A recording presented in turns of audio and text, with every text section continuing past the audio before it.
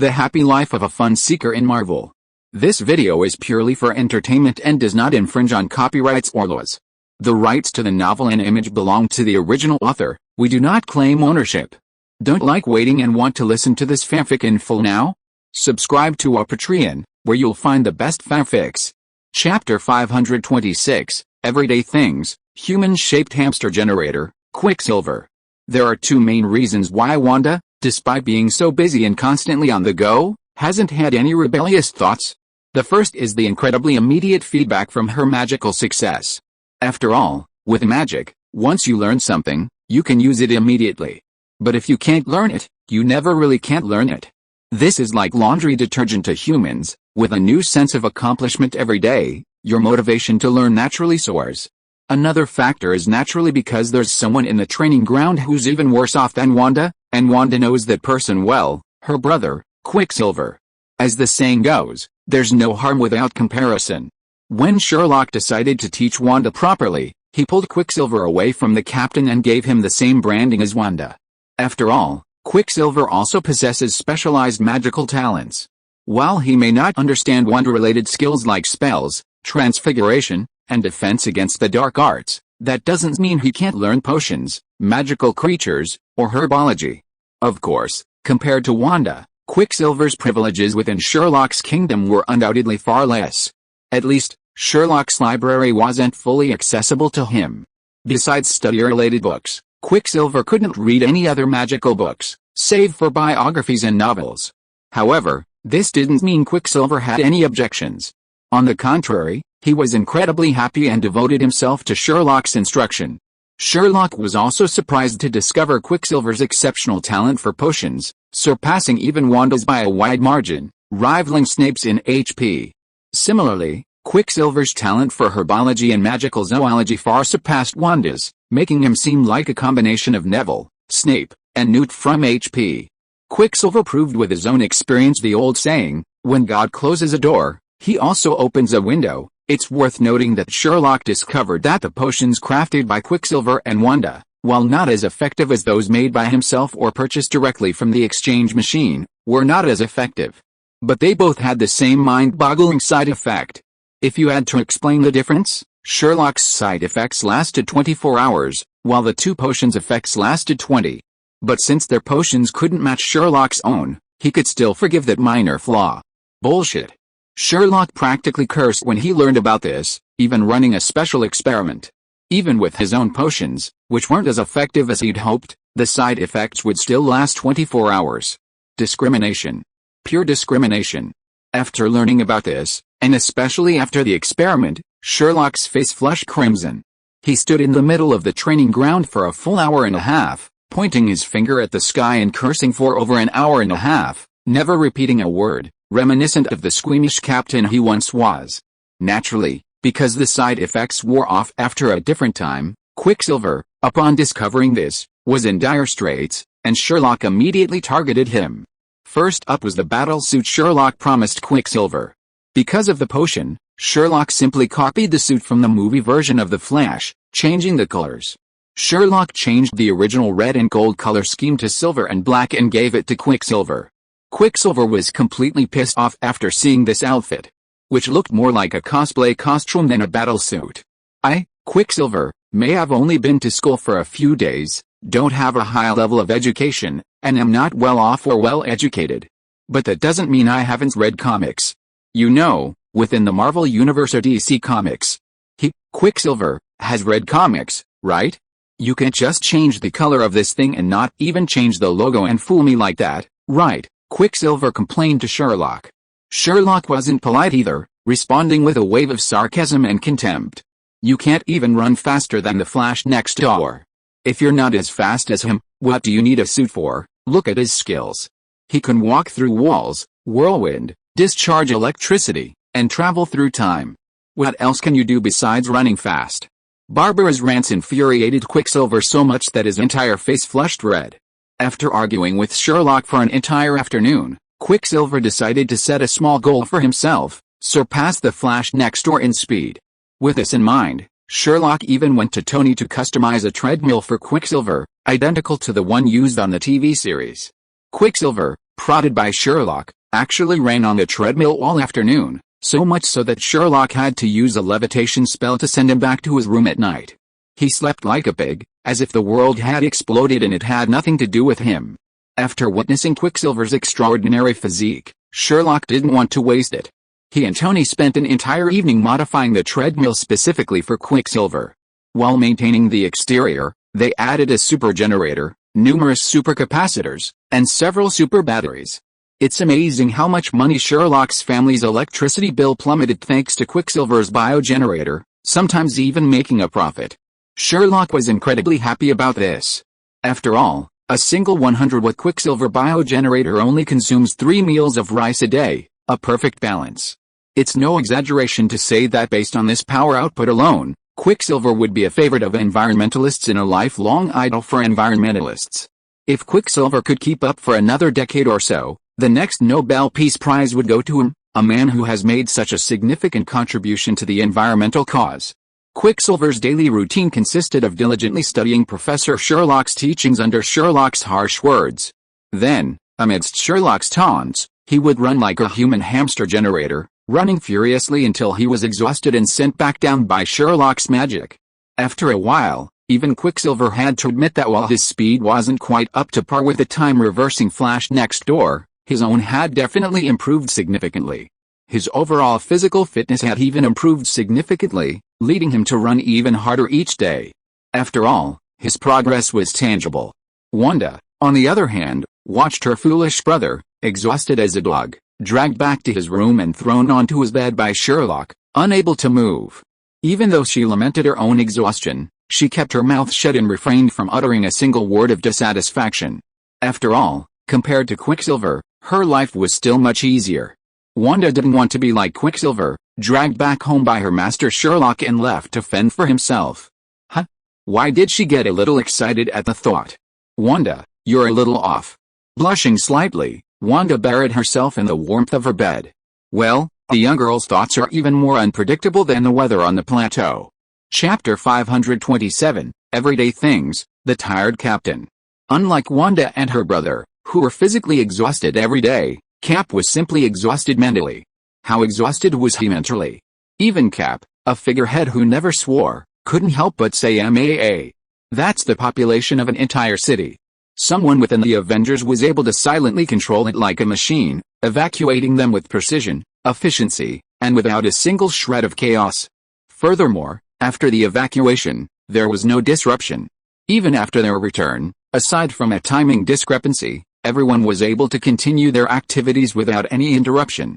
Does this mean the Avengers could also manipulate them into quietly carrying out shady activities, or even launching nuclear bombs across the world?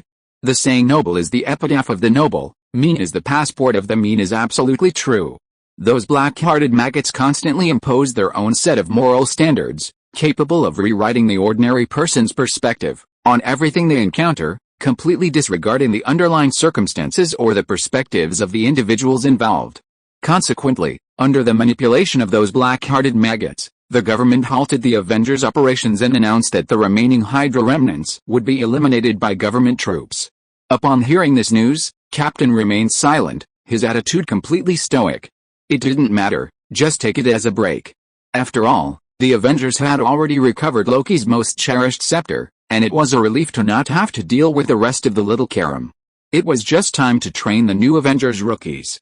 With this in mind, Captain America began training the new recruits, and then he started to feel frustrated. The one who frustrated Captain America the most was, without a doubt, Quicksilver.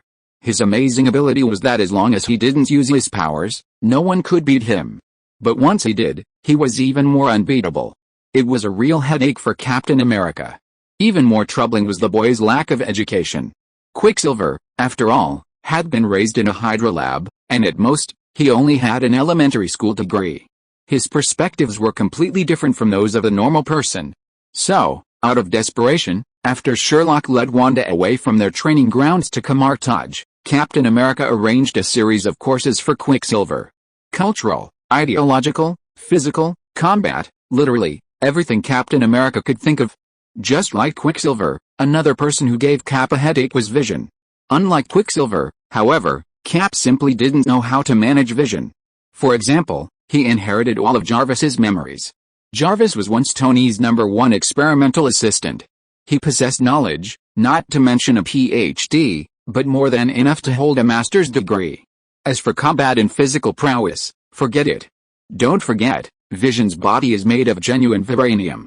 Even standing there and hitting him with your weapons wouldn't hurt Vision, let alone the Infinity Stone in his head that could be used for attacking.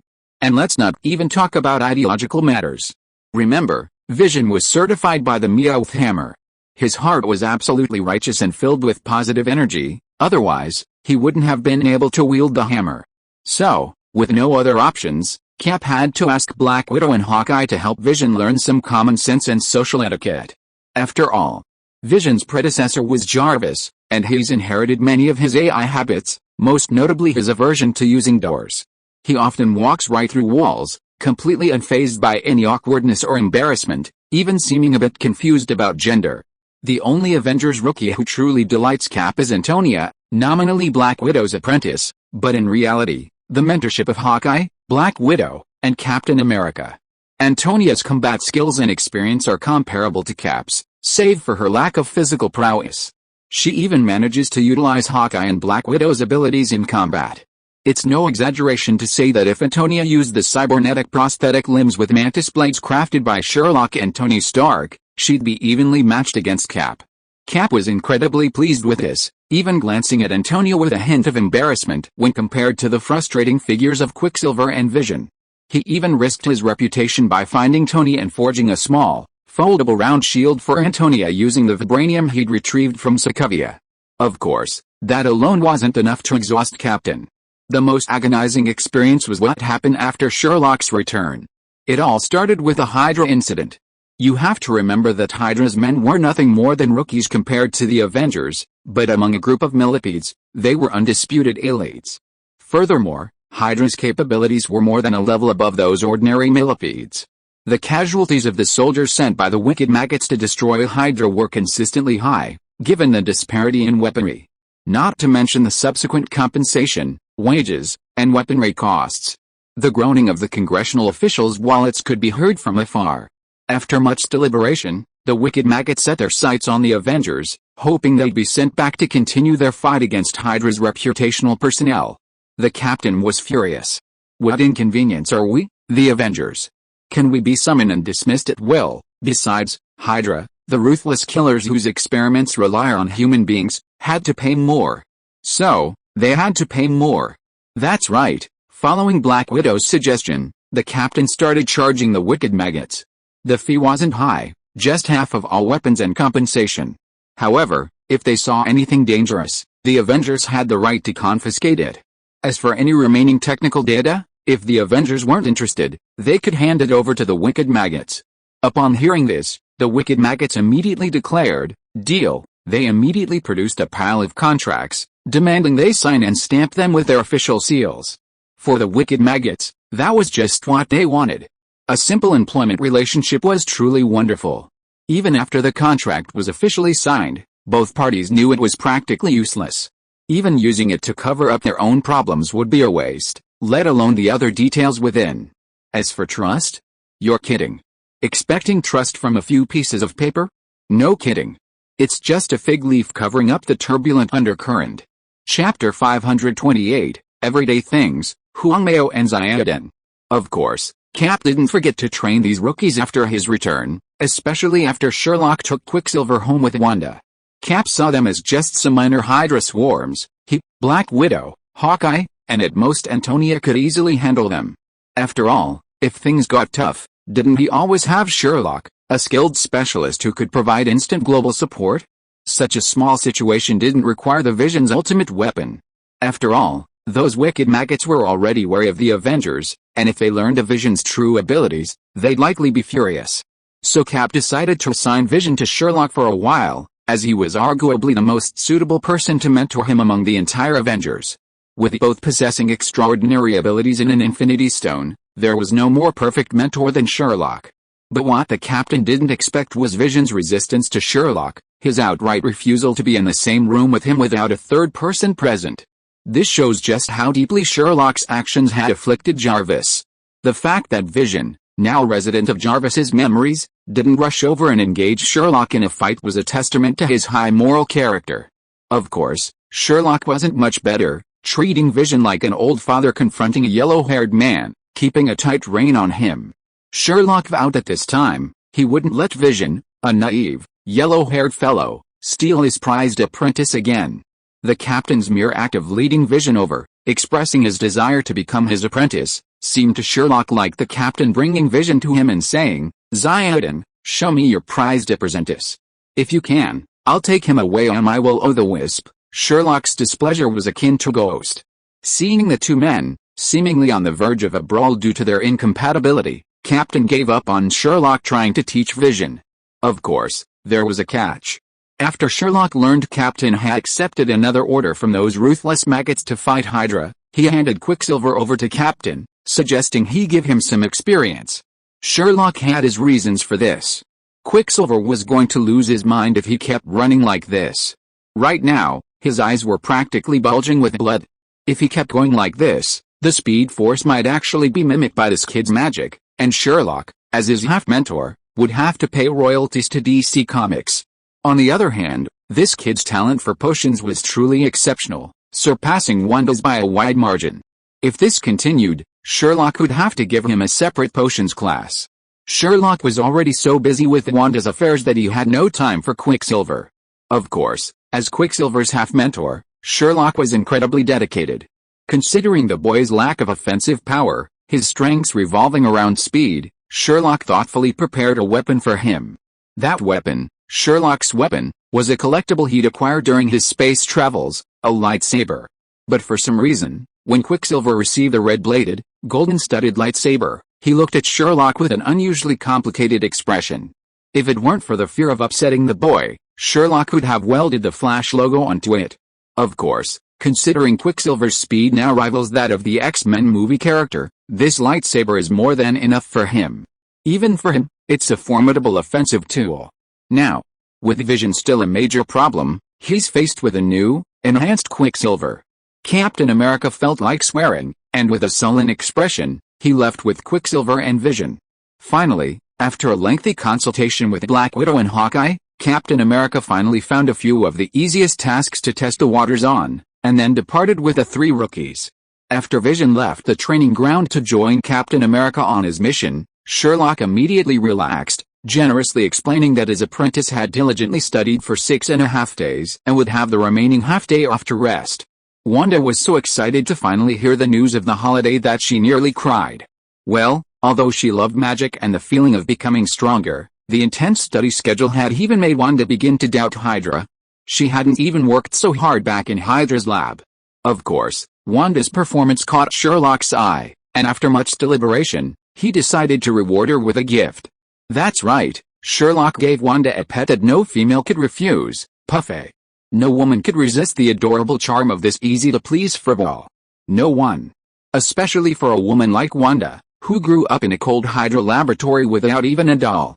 The moment Puffy appeared, Wanda's heart was instantly captivated, and she refused to let go. In just one afternoon, Puffy had captured the hearts of every female creature in Sherlock's training grounds. Every one of them couldn't put the pink furball down. The men at the training grounds weren't the least bit envious. After all, compared to toys like Puffy, the boys at the training grounds preferred Sherlock's more quirky pets, like the giant, half-man-high mushroom with legs that could walk. Whenever Sherlock wasn't at the training grounds, almost every boy would unconsciously pat the walking mushroom's cap.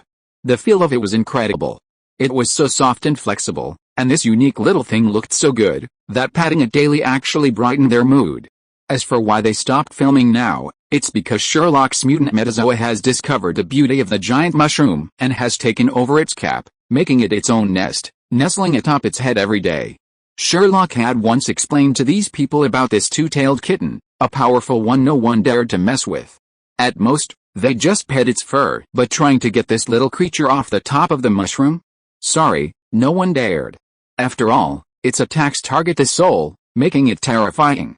Even so, compared to the popular cat fur, which the women preferred, these boys preferred Sherlock's little briquettes. Put it this way, in the eyes of these boys, cattail floss is just a petted golden tabby, but Sherlock's little briquettes are a legitimate northeastern golden tabby.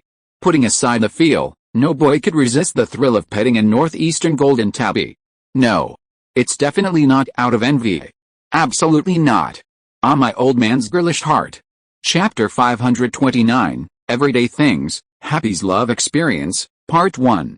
Sherlock had no idea about the pet competition at the training grounds, but even if he had, he probably wouldn't have thought much of it. After all, Sherlock owned a complete Hogwarts. A complete replica of the Forbidden Forest wouldn't be difficult if he wanted to.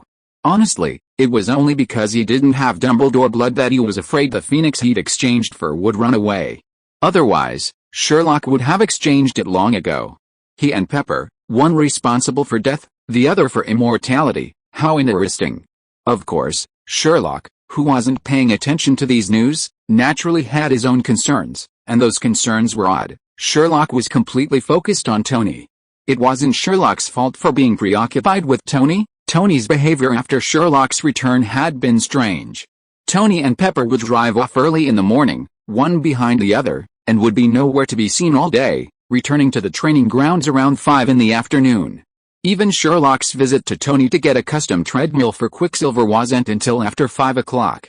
Sherlock even went to the Black Widows to inquire about this, but the information he got was very limited. He only knew that Tony started acting like this shortly after Sherlock left the training ground for Camartage. Crucially, Pepper Potts hadn't had a single complaint, as if she knew what Tony was doing. Is this normal? No.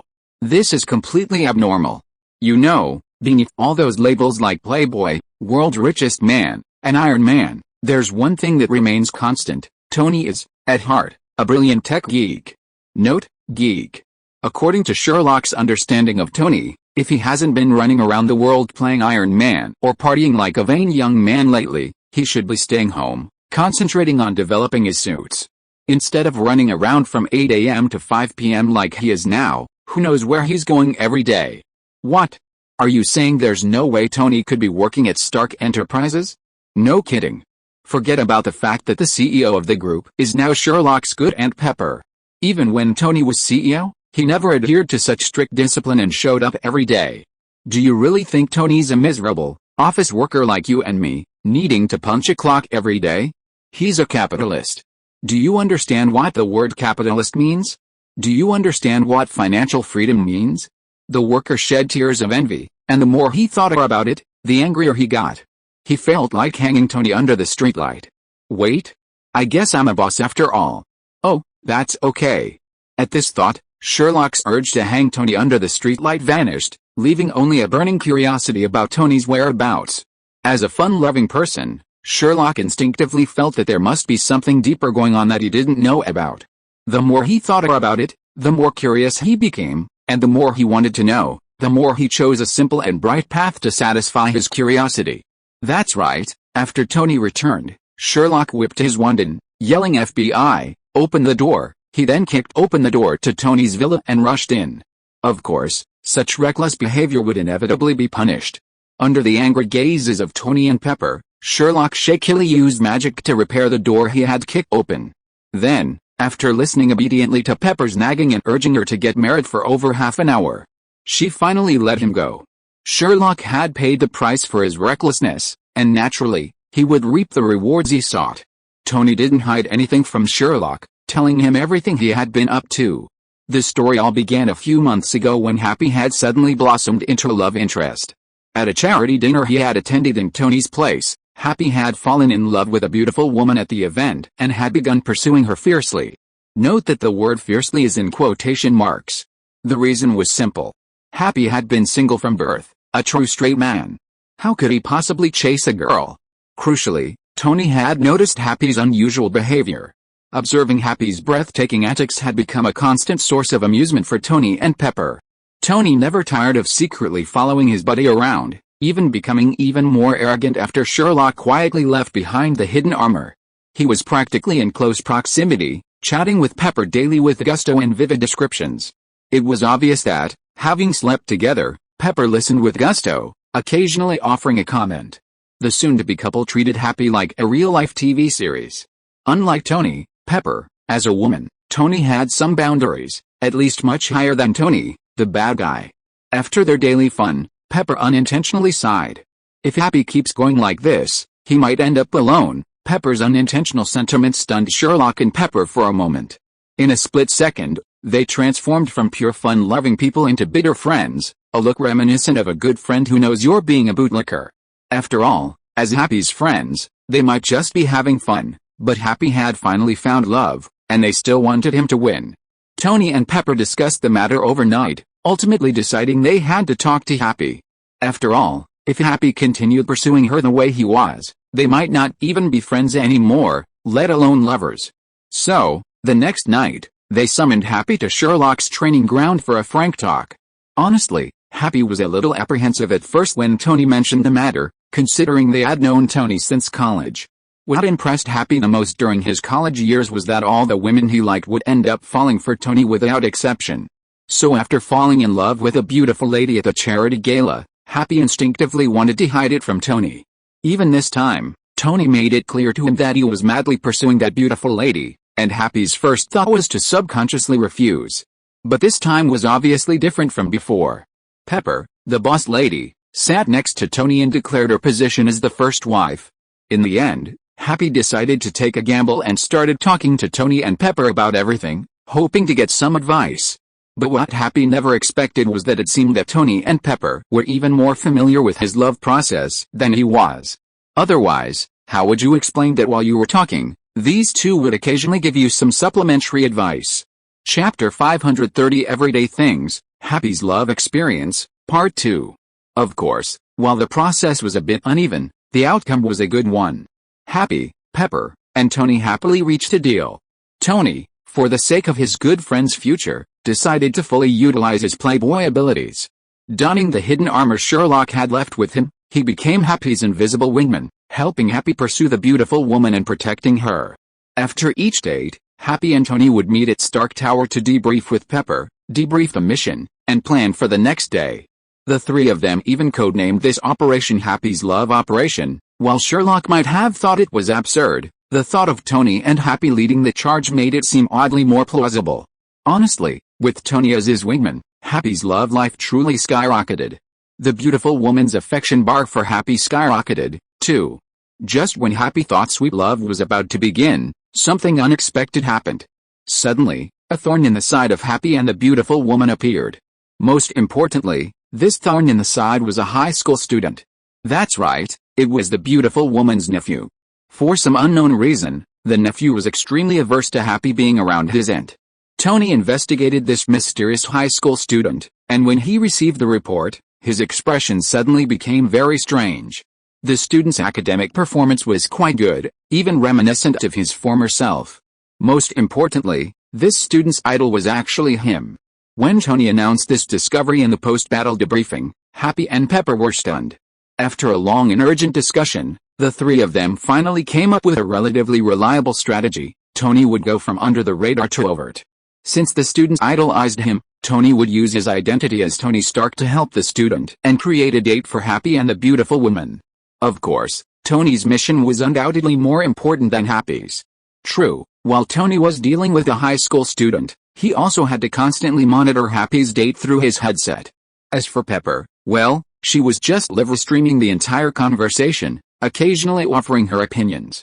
Honestly, after following this plan for a while, the results were quite encouraging. At least the high school student wasn't so concerned about Happy anymore, and her heart was now completely focused on Tony. Honestly, Sherlock was speechless upon hearing this, even beginning to wonder if he'd gone too far, leading Tony and Pepper astray. If anyone knew about this, they'd think it was the Avengers at war. Does dating require so much support? Or even real-time voice communication? Honestly, if Captain America knew Tony was using the Avengers headset to teach his buddy how to date, who knows what he'd think. It's really just the story of a love-obsessed guy named Happy, who finds love with the help of his buddy. But if you told me the beautiful woman's name was May, and the high school student who was a bit repulsive to Happy was Peter Parker, wouldn't the story suddenly become more interesting? Indeed, Sherlock felt like venting his frustrations upon learning this, but as Tony and Pepper continued to narrate, he suppressed his urge. And yes, there's a sequel. With Tony's help, Happy finally won the beautiful woman, and Tony, through his interactions with Peter, confirmed one thing: the boy was truly like himself. equally intelligent, with the same unique perspectives on technology. Tony briefly considered taking Peter on as his apprentice. Yes, Tony wanted to train Peter as his apprentice. Look at the Avengers now. Cap, Hawkeye, and Black Widow all have successors to their talents. Even Sherlock, the usually unreliable, now has a talented apprentice, Wanda. Do you think Tony wouldn't be anxious? Tony also wanted to find someone to inherit his collection of suits. If anything were to happen to him in the future, at least Iron Man could still protect the world. Unfortunately, his suit was the most difficult of all the Avengers to inherit. After all, the technology involved in its creation was incredibly advanced. Tony even dared to say that even if you released the blueprints, it would take 5 to 10 years to fully research them. Did you see that after Rhodes acquired his Iron Man suit, the military only modified it and didn't disassemble or reverse engineer it? Even now, Rhodes' suit is maintained by him. What? You mean Thor and Hulk? Well, one of them is immortal, and the other has unstable abilities, so they're not within the scope of this discussion. What? Are you saying that just because Rhodes is Tony's best friend, he can't inherit the title of Iron Man? Don't be ridiculous.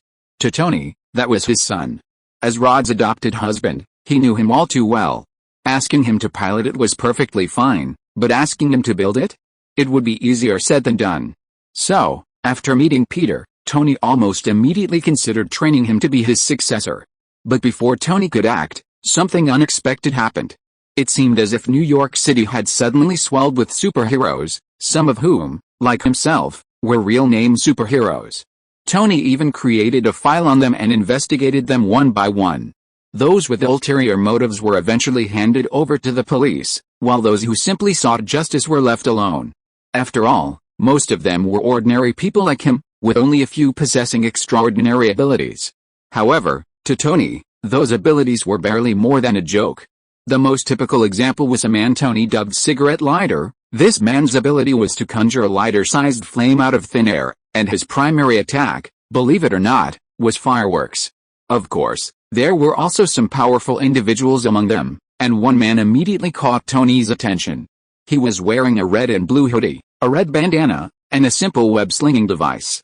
Crucially, among the comedic heroes, this man possessed the most powerful abilities. In a video of him performing heroic acts, he was even able to lift a dump truck with ease. This, coupled with his ability to spin silk and climb walls, immediately reminded Tony of the adjective spider, so Tony simply called him Spider-Man.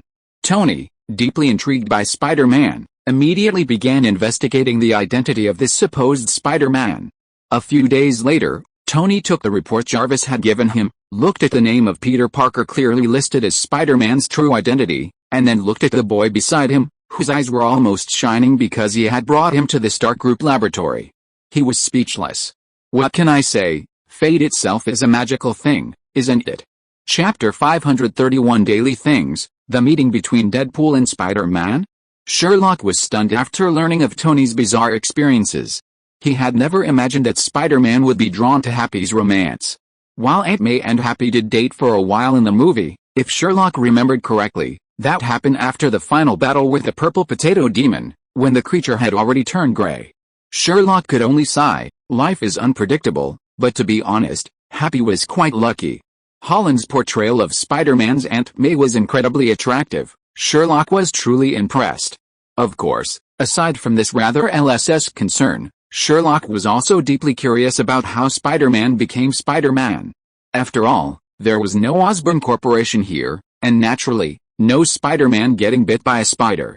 As a scientist, Tony was also deeply interested in this question and naturally pursued the answer. However, his results were puzzling. Based on a series of tests Tony performed on Spider-Man, it seemed like a positive mutation caused by external interference. However, Tony couldn't find the source of the mutation. And most importantly, unlike in the comics, Tony found no alien genetic fragments in Peter's body. In other words, Peter naturally mutated into the Spider-Man we know today, in an environment akin to nuclear radiation, without direct contact. Sherlock could only sigh, reflecting on the truth of the American comic book proverb, the rich rely on technology, the poor rely on mutations. Sherlock would never have guessed that the so-called source of Spider-Man's mutation was actually the Terrigen crystals in the possession of Sky's long-lost mother, which had been diluted countless times by seawater. It was also thanks to these pterogen crystals that so many people with special abilities, like the one Tony dubbed the cigarette lighter, appeared on Earth. Of course, for Sherlock and Tony, these were minor matters, merely satisfying their curiosity, and they didn't delve into the details. After all, for Tony, even if Spider-Man gained his own abilities, it wouldn't affect his decision to choose him as his successor. As for Sherlock, it didn't matter at all. Although the classic scene of being bitten by a spider wasn't there, Spider-Man was still born, and that was enough. Sherlock could be said to be a huge fan of Spider-Man. Before crossing over, Sherlock had played many Spider-Man games. The one that interested Sherlock the most was asking Spider-Man to take him on a swing in New York.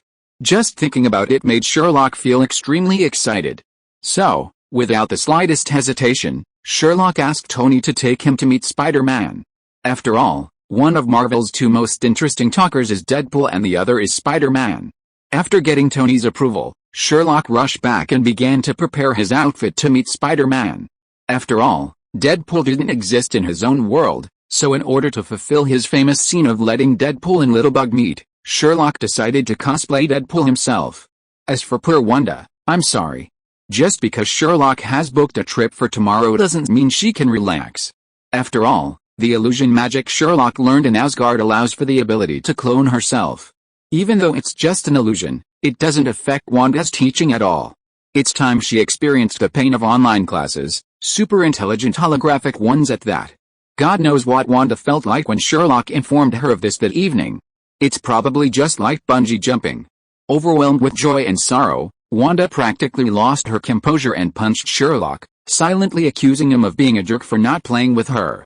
Sherlock didn't understand why Wanda lost her composure, but he was still excited for tomorrow's trip. And it turns out Sherlock's anticipation was right. The moment Spider-Man saw Sherlock, he addressed him, with Tony's almost etched expression of disdain. Have we met before? I seem to have a very familiar feeling, as if meeting an old friend. This made Sherlock excited. Wow, the Deadpool CP that he had been supporting back then turned out to be true. These two mouth cannons must have some unknown relationship. Otherwise, how do you explain that Peter felt familiar when he saw Deadpool for the first time? Of course, Sherlock didn't tell anyone about this. He just laughed it off. When Sherlock changed his Deadpool costume back to his wizard vest, it was Spider-Man's turn to be excited. After Sherlock changed back to his wizard vest, Spider-Man's face turned red almost visibly. He went up and grabbed Sherlock's hand and began to talk incessantly. Oh my god, are you really a wizard? Oh my god, I love you so much. Are those magics of yours real magic? I still have a wand like the one you have at home. Oh my god, is this the legendary wand? Can I touch it? I never thought I would see the real thing. I should have brought the one I have for you to sign. Oh my god, the first authentic one signed by a wizard. Ned will be so jealous of me. Oh, by the way, Ned is my good friend and your biggest fan. Speaking of Ned, oh my god, can you give me an autograph? Ned and I love you so much. If possible, can you show me some of your magic? I love your magic, especially that huge fire snake in the Battle of New York. It's so cool. The moment Sherlock revealed his identity, Spider-Man never stopped talking. He even spoke so fast that Sherlock couldn't interrupt. He could only look at Tony through the black fog covering his head and awkwardly deal with Spider-Man's enthusiasm. To be frank, even though Tony remained silent, his expression revealed that he was cursing profusely. If you looked closely, you'd even notice a strange blend of unhappiness and satisfaction beneath his eyes. The unhappiness was naturally because before Sherlock arrived, Spider-Man had consistently claimed that he was his favorite hero, bar none. But after Sherlock's arrival, he'd completely changed his tune. Tony was inexplicably reminded of the cyberblow above his head. As for the satisfaction, well, that was easy to understand. After all, Spider-Man was so talkative, and Tony had forcibly endured his chatter for the sake of his good brother Happy's happiness. Now that Sherlock had felt his pain, Tony suddenly felt a sense of balance. Remember, Tony had completely suppressed any mention of Spider-Man's personality issues with Sherlock last night, just to get to this scene. But Tony was destined to be disappointed. After all, Sherlock had already known about Spider-Man's personality problems. Chapter 532, Everyday Things, Immersive Experience of Spider-Man's Day. As it turned out, even though Sherlock had anticipated Spider-Man's chatterbox nature, The reality far exceeded his expectations. Especially after Sherlock revealed his true identity to Spider-Man. Spider-Man's speech became almost as fast as a rapper, so fast that Sherlock couldn't catch much of it. If Spider-Man's excited ramblings were unleashed, it would likely fill tens of thousands of words. Of course, when Sherlock expressed his desire to give Spider-Man a day, Spider-Man agreed without hesitation, even holding back what Sherlock wanted to say. After a moment's deliberation, Sherlock transformed into a crow, and amidst Spider-Man's exclamations, he decisively flew over his head. No matter what Spider-Man said, Sherlock's response was a single word. "Ah, that's right," Sherlock responded to Spider-Man with a crow's call. After all, even if you're just talking, you can't expect a crow to talk and pay attention to you, right? Sherlock seemed to have stumbled upon a way to counter Spider-Man's chatter. Of course, it was more likely because Tony had drawn Spider-Man's attention. As for what attracted Spider-Man, it was simple. What could possibly attract Spider-Man more than a Tony-made Super Spider-Man suit? That's right, Tony gave Peter the suit he'd only given Spider-Man during the Civil War. Of course, it had to be a locked version, and it could only be used in Guardian mode, otherwise known as Baby mode. In other words, as long as Spider-Man wore the suit, Tony would monitor his every move, allowing him to promptly address any potential trouble. Simply put, it made it easier for Tony to clean up after Spider-Man. Crucially, Tony also needed to use the suit to further assess Spider-Man's character and ways of doing things, and if he saw anything amiss, he would correct it immediately. After all, Spider-Man was so young, perhaps even underage. Of course, to create a chance for his good brother, Tony forced Spider-Man to hand over his suit to Happy at school and report his daily whereabouts after donning it. This also allowed him to perform some maintenance and upgrades on Spider-Man's suit, but Tony wisely kept this a secret. After all, Tony still had to maintain his image of omnipotence in Spider-Man's heart. As for Spider-Man, he couldn't think of anything else. He agreed to all of Tony's requests without hesitation, eagerly donning the spider suit Tony provided. Watching from the sidelines, Sherlock, now a crow, could only sigh inwardly. It had to be said that Talon's Spider-Man portrayal was arguably the luckiest Spider-Man ever. While the first Spider-Man costume, like Tobey Maguire's and Andrew Garfield's, consisted of a simple sweatshirt and a gangster cap, the second costume was different. Both Garfield and Tobey handmade their Spider-Man costumes themselves, so how could they possibly match the vast array of features Tony provided? As for the process, the three characters Spider-Man essentially sealed the fate of most boys named Peter Parker across the universe. Compared to other Spider-Men, Holland's version was undoubtedly the happiest.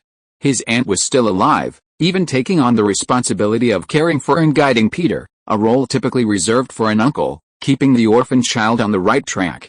After gaining power, Tony, the guiding hand, constantly guided Spider-Man, constantly corrected his childish behavior, and even repeatedly demonstrated through his own actions the classic saying, "With great power comes great responsibility." Even in love, Peter's destined partner, MJ, is alive and well, even sitting in Peter's class. Compared to Tobey and Garfield's Spider-Man, Holland's Spider-Man is practically living the life they both dreamed of. It's for this reason that the three Spider-Mans in No Return are so thrilling to fans like Sherlock. It's like witnessing Spider-Man's life in reverse. While Sherlock was lost in his own thoughts, Spidey had already changed into his own suit. After Tony's brief tutorial, he prepared to continue his journey as a superhero. Of course, having promised Sherlock to experience his own day, Spider-Man certainly kept his promise. After greeting Sherlock, Sherlock finally pulled himself out of his thoughts and landed on Spidey's head. Surprisingly, Sherlock actually experienced what it was like to swing from Spidey's perspective, and Sherlock had a few words to say about it. "Fortunately, I'm a bird now. If I were still human, I'd either lose my vision from the excessive G-forces or be vomited out from the constant gravity changes if I used Spider-Man's incredibly smooth combo." Sherlock simply swung twice before decisively launching himself from Spider-Man's head.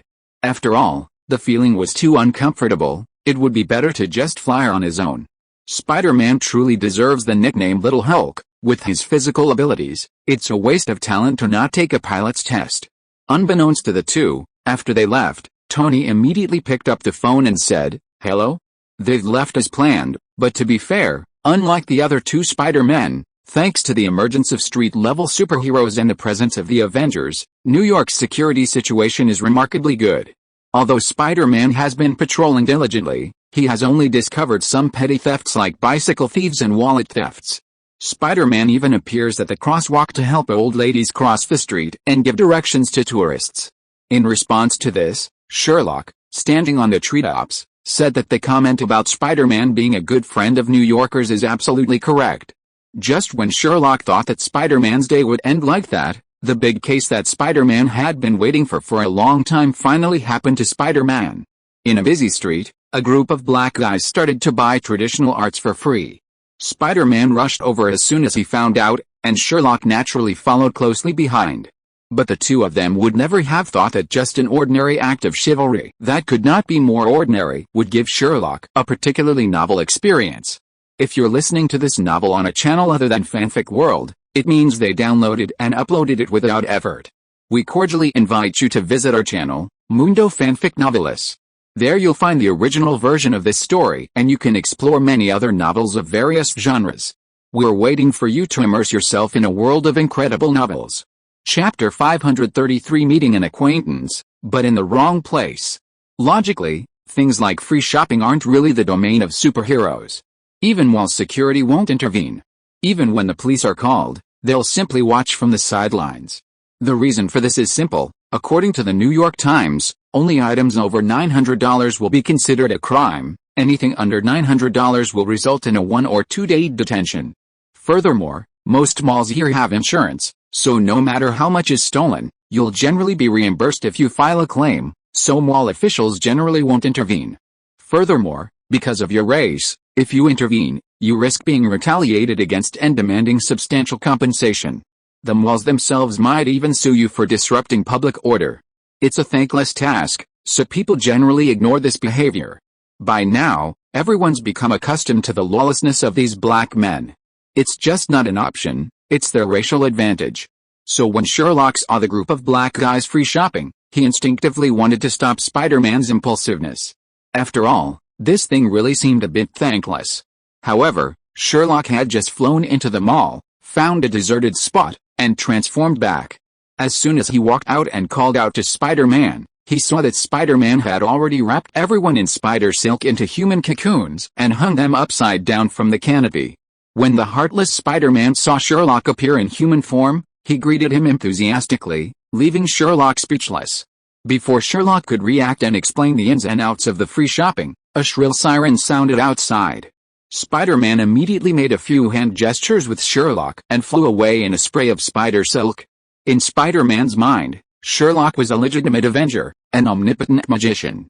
Escaping those NYPDs would be easy, maybe even unnecessary, since he was a true Avenger. Spider-Man completely forgot that Sherlock wasn't wearing a vest, but was simply standing there as Sherlock. After Spider-Man vanished in a flash, Sherlock speechlessly tried to leave. But before he could turn back to his deserted corner, he heard a furious roar from behind. "Put your hands up. Get down on your head, and don't move. I saw you talking to that pervert in the red and blue tights." Since the NYPDs weren't even in the main entrance, Sherlock immediately figured out who was pointing a gun at him from behind, the mall security guard. Sherlock was speechless. "You ignored those robbers?" And Spider-Man only intervened after they were done with it. "It's okay to intervene, but why are you pointing a gun at me? I am just a passerby at best." "Not even a passerby." Sherlock said that he was extremely speechless about the good-for-nothings at the mall security. But Sherlock did not resist, and squatted on the ground with his hands on his head as the security guard said. It was not that Sherlock was scared, but that Sherlock was really scared. You know, although everyone in the Eagle Sauce is armed with guns, and everyone is qualified to hold a gun, being able to hold a gun does not mean that everyone can use it.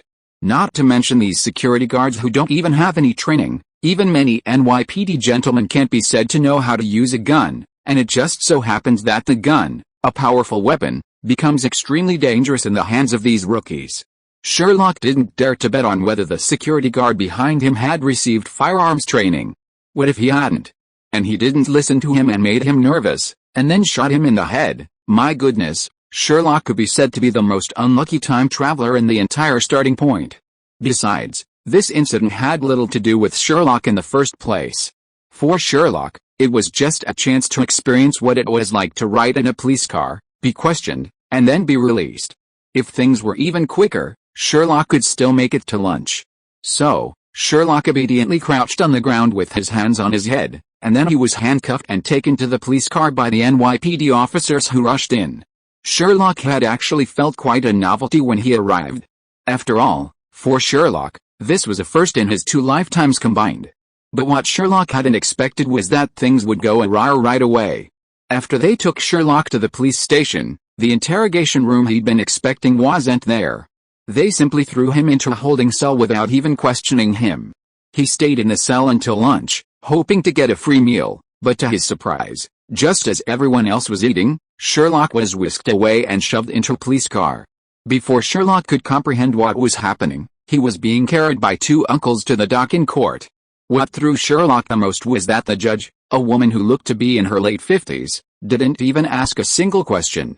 She simply glanced up at Sherlock and then at the documents in her hands.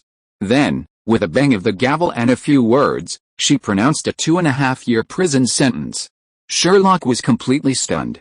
He'd just been there for a while, barely exchanged a few words with Spider-Man, and he'd already been sentenced to 2.5 years? Sherlock was completely devastated.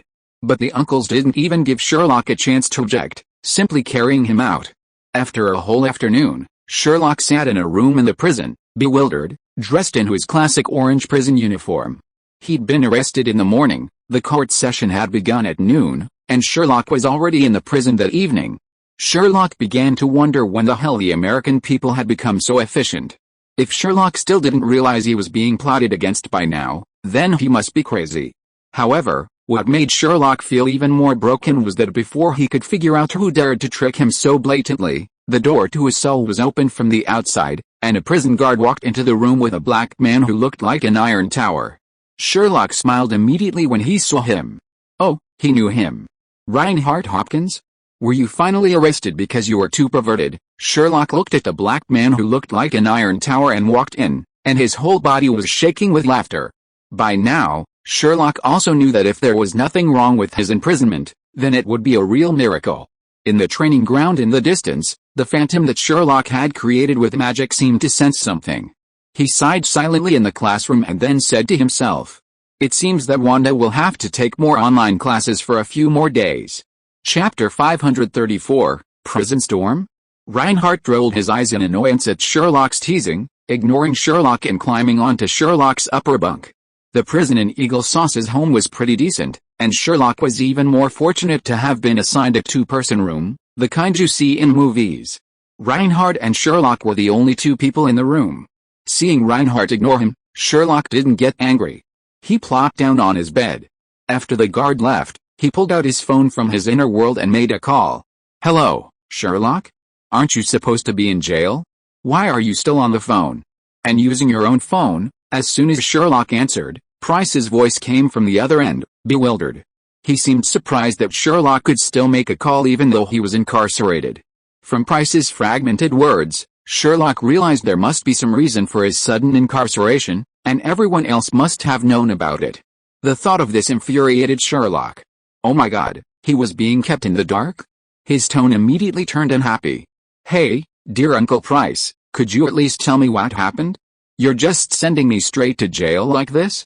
If I hadn't noticed something was amiss, I'd probably be making a scene by noon." Hearing Sherlock's complaints, Price on the other end of the line broke out in a cold sweat and a wave of disgust.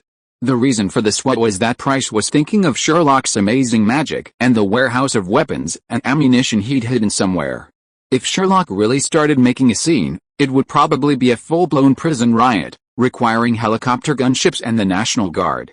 Otherwise, they might not be able to suppress Sherlock's stash of weapons and ammunition. As for the disgust, well, I suggest Sherlock reflect on his daily behavior and why Price wouldn't tell you about his actions. After all, Price knew Sherlock all too well. If he told Sherlock about this, who knows what tricks he might pull. If it affected the operation, it would be all over. When he thought of this, Price sighed helplessly and said to Sherlock on the phone, "Just stay in jail with peace of mind. This time it's an operation against Hydra, Fubbo, the underworld, assassins, officials, and many companies are involved in this operation. They hope that this operation will completely eliminate the Hydra hidden in various organizations. The matter is of great importance. You just need to play the role of a confused and stupid rich second generation. This mission is simple. Don't mess it up, and don't have any inappropriate thoughts. Just treat it as an experience of life. After listening to Price's instructions, Sherlock felt a little unwell. There was nothing wrong with a large-scale operation. It could even be said to be a multifaceted and three-dimensional operation, jointly carried out by the government and the people. But what did this have to do with him? No, this operation is indeed massive, involving numerous forces and organizations. But Uncle Price, what does this have to do with me? Sherlock felt incredibly aggrieved and complained directly to Price on the phone. After all, he had no access to the forces Price had just mentioned. Even if he did, wouldn't that be the Avengers' business? What did a small-time owner of a training ground like him have to do with it? Sherlock didn't understand and felt wronged. After hearing Sherlock's somewhat aggrieved question, Price sighed helplessly and said to Sherlock on the phone, "Your training ground is home to the the Fabo, assassins, the Mafia, and some official organizations. On the corporate side, you're the owner of a giant corporation, Tony's nephew, and you have numerous ties to the Avengers. Most importantly, you have dealings with a former SHIELD. Think about it, is there a better trigger in bank than you?" Honestly, Sherlock was stunned by Price's explanation. It seemed as if, perhaps, there really was no one more suitable than him. But even now, Sherlock still didn't know what he should do. It was appropriate, but now that he was in jail, what else could he do? As if anticipating Sherlock's question, Presley paused before continuing. "You don't have to do anything. Even your safety is being guarded, one overtly and one covertly, by K and Fabo. All you have to do is pretend to be some idiotic rich kid and experience prison life for about a month." After saying this, Presley ignored Sherlock's next words and simply hung up. Looking at the phone in his hand, Sherlock was speechless. But he was a fun-loving man, so he adjusted quickly. After all, it was a novel experience, wasn't it? And it wasn't an exaggeration to say that Sherlock wasn't afraid of the prison cells in those movies. If you dared to upset Sherlock, he'd put a gun in your mouth. As for the multi-departmental plan Price mentioned, Sherlock honestly wasn't particularly interested. The more people involved, the more complicated things tend to get, and Sherlock wasn't particularly interested in brain-burning ideas. Casually tossing his phone into his own private cell, Sherlock calmly lay down on his bed, pulled out a fried chicken leg, and began to gnaw on it. Just as Sherlock was enjoying his meal, Reinhardt, huddled under the covers, spoke to Sherlock in a muffled voice. "My job is to protect you. We have a special agent working in the shadows. Keep quiet and act like an ordinary person. We don't even know you, understand?" Honestly, if Sherlock hadn't had relatively good hearing and it weren't for the fact that they were the only two in the cell, Sherlock wouldn't have been able to hear what Reinhardt was saying. "Don't worry, Chew, I'll just treat it as, Chew, experiencing life. Chew, to be honest, Chew, I haven't even been to jail yet," Sherlock said to Reinhardt carelessly while gnawing on the fried chicken leg in his hand. Damn, Sherlock had been tossed around all day and hadn't even had a bite to eat. Shouldn't he hurry and eat more while no one was around? Sherlock's answer successfully attracted Reinhardt's attention, causing the towering man to emerge from the quilt, swallow hard, and look at Sherlock, who was chewing on the chicken leg, with a look of surprise. "Where did you get the fried chicken legs? Hey, you know, I have some magical powers. Making fried chicken legs is no big deal, right? Give me one. Don't we know each other?" "Bullshit, no one can see us now. Give me one quickly, I'm starving." "Oh, how about some milk tea? Are you really here to stay in jail instead of on vacation? The only thing missing is sunshine and beaches, not impossible. Do you want it? If you want it, I can make it for you on the spot." Chapter 535 Sherlock's Prison Life. Sherlock's first night in prison proved quite pleasant. After a satisfying meal and a drink, he didn't do anything unusual and simply fell asleep in his bed. If there was one flaw in Sherlock's prison life, it would probably be the inability to sleep in. After all, he was a government employee, so he naturally had to abide by the rules. So, Sherlock was woken up early in the morning. Before he could even turn over and try to get some more sleep, Reinhardt yanked him out of bed. There was nothing he could do. Already awake, Sherlock could only drowsily follow Reinhardt to the cafeteria for breakfast. It was the only time Sherlock had ever had breakfast in his 2 lifetimes. But as is often the case, the wind blows, even when the trees want to be still. The American side is a mixed bag, full of people, especially in prisons, where talent abounds. Prisons in American settings often have their own set of social norms, and it's common for bullies to bully newcomers. Especially for a delicate, handsome guy like Sherlock. Sherlock's appearance in the cafeteria immediately set off a group of burly perverts whistling. Honestly, this was the first time in Sherlock's life that he'd felt like he was being teased. Fortunately, Sherlock himself didn't seem to mind, or perhaps he'd been prepared for it, and ignored the burly perverts. Furthermore, with Reinhardt, a towering figure, trailing behind Sherlock, the perverts had to be wary. After all, compared to the delicate Sherlock, Reinhardt simply looked like someone who was not to be trifled with. Sherlock had initially expected a movie-like scene where someone would come up and flip over plates to show who was the boss of the prison, but sadly, no one showed up until Sherlock finished breakfast. Instead, quite a few people were eyeing Sherlock eagerly. Sherlock sighed secretly for this. He was thinking about seeing what the so-called confinement room looked like. After all, if he was put in solitary confinement, could he open a portal and go for a walk?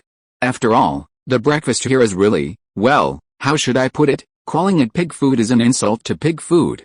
Well, it's about the level of Korean food. If you don't know, you can go and watch the videos of Liuzi on the Korean side. Anyway, it is definitely not delicious, and it even has some weight loss effect.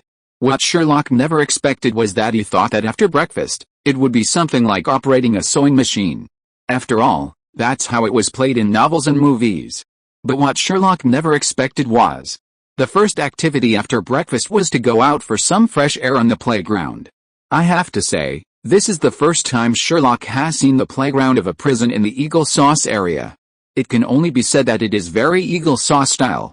In the corner, there was a pile of exercise equipment and what looked like a spectator stand, clearly constructed for some prison event. Around the perimeter of the playground were several corridors enclosed by barbed wire.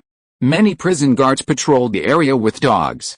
Inside, the prison's various factions were clearly visible, some divided by race, some by ancestral origin, and even small pockets of local gangs.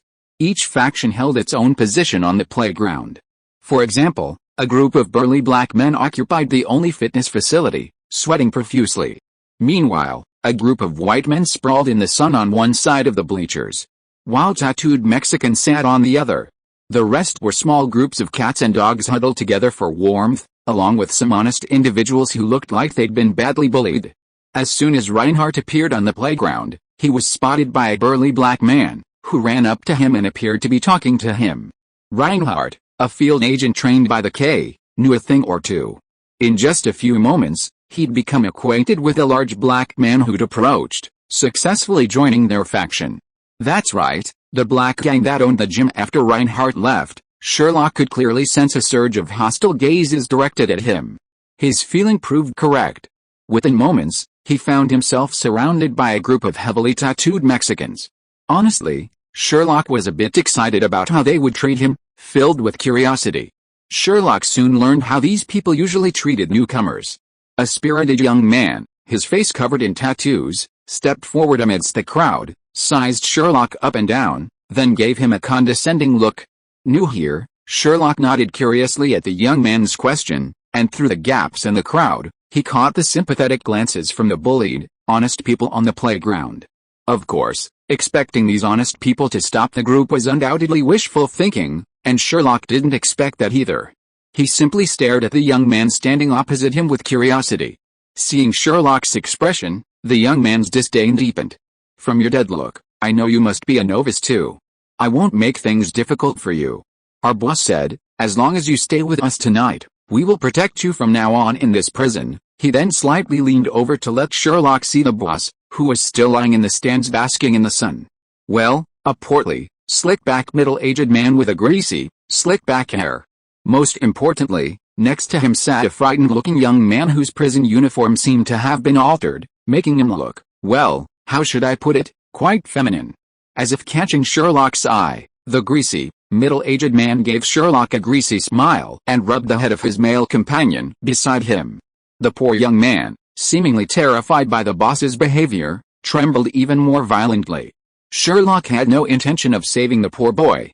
After all, How many people who could get into this place were good? This was his punishment. But to be honest, Sherlock was quite excited by this plot, which reminded him of T-Bag from the once popular American TV series Prison Break. Suddenly, Sherlock had a brilliant idea to spice up his otherwise dull prison life. Thinking of this, Sherlock's face quickly stretched into an increasingly perverse smile, and he tilted his head slightly to look at the energetic young man in front of him. Come to think of it, this is actually my first time in a place like this. And the most important thing is, the food here is really terrible.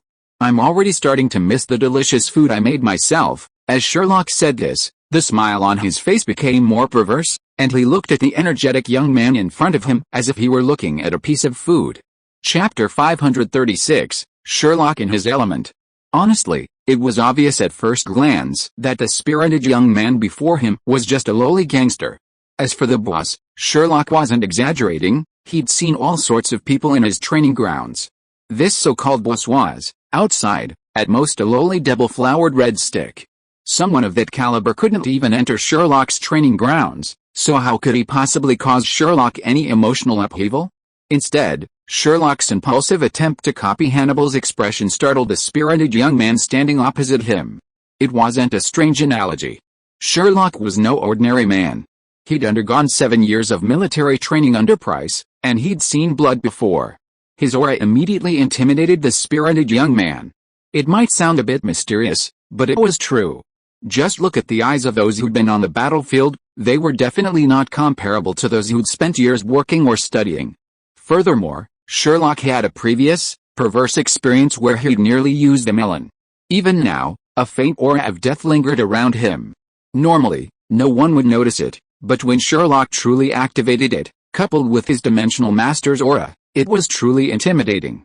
Of course, it was only for a moment.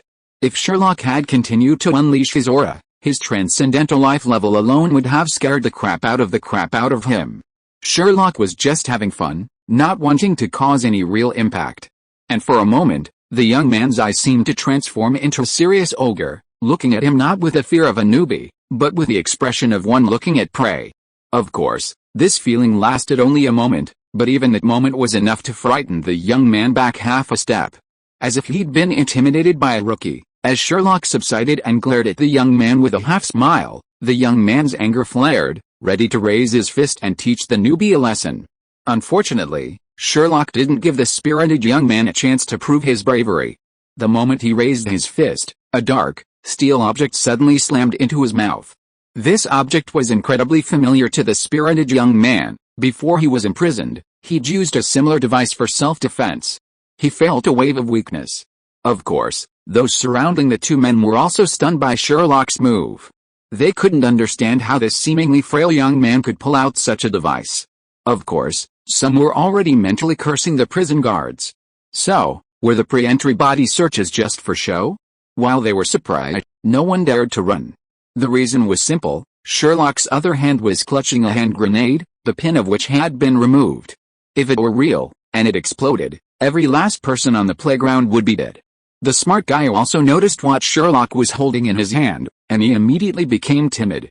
After all, he had to be timid. They were all in prison, and they had agreed to fight with their fists and feet. Why were you the only one shouting that times have changed and pulling out a firearm?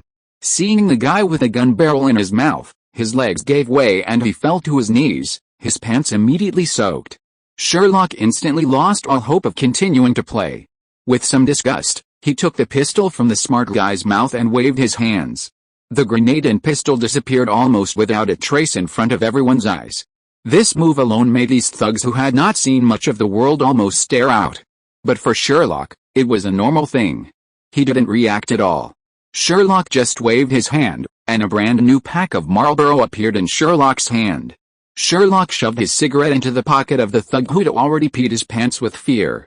With a satisfied smile on his face, he patted the thug's face and said, "Don't mess with me. I'm just here to experience life. Tell your boss to treat me well. Maybe I'll have a different life in prison." With that, Sherlock began to walk out of the crowd. The people who had gathered around him tacitly made way for Sherlock to leave. Once Sherlock was out of the crowd, he immediately noticed the solemn expression on the Mexican boss's face. However, Sherlock ignored the boss's thoughts. He simply whistled at him, winked playfully, and then ran off to bask in the sun. You know what? The sun here feels warmer than anywhere else. After the morning's free time, the afternoon returned to the usual prison chores. Sherlock never expected his assigned task to be farming, the easiest job in the entire prison. Sherlock was joined by Reinhardt. After all, they weren't real criminals, so they naturally wouldn't be working in the factory like the rest of the inmates. But for Sherlock, this was perfect. Who wouldn't love farming? And someone like Sherlock, even more so, a white-skinned, yellow-hearted person, was even more so. Sherlock and Reinhardt spent the entire afternoon drinking beer and chatting away while they got the job done. As for the guards, believe it or not, they seemed to ignore them and just went about their business.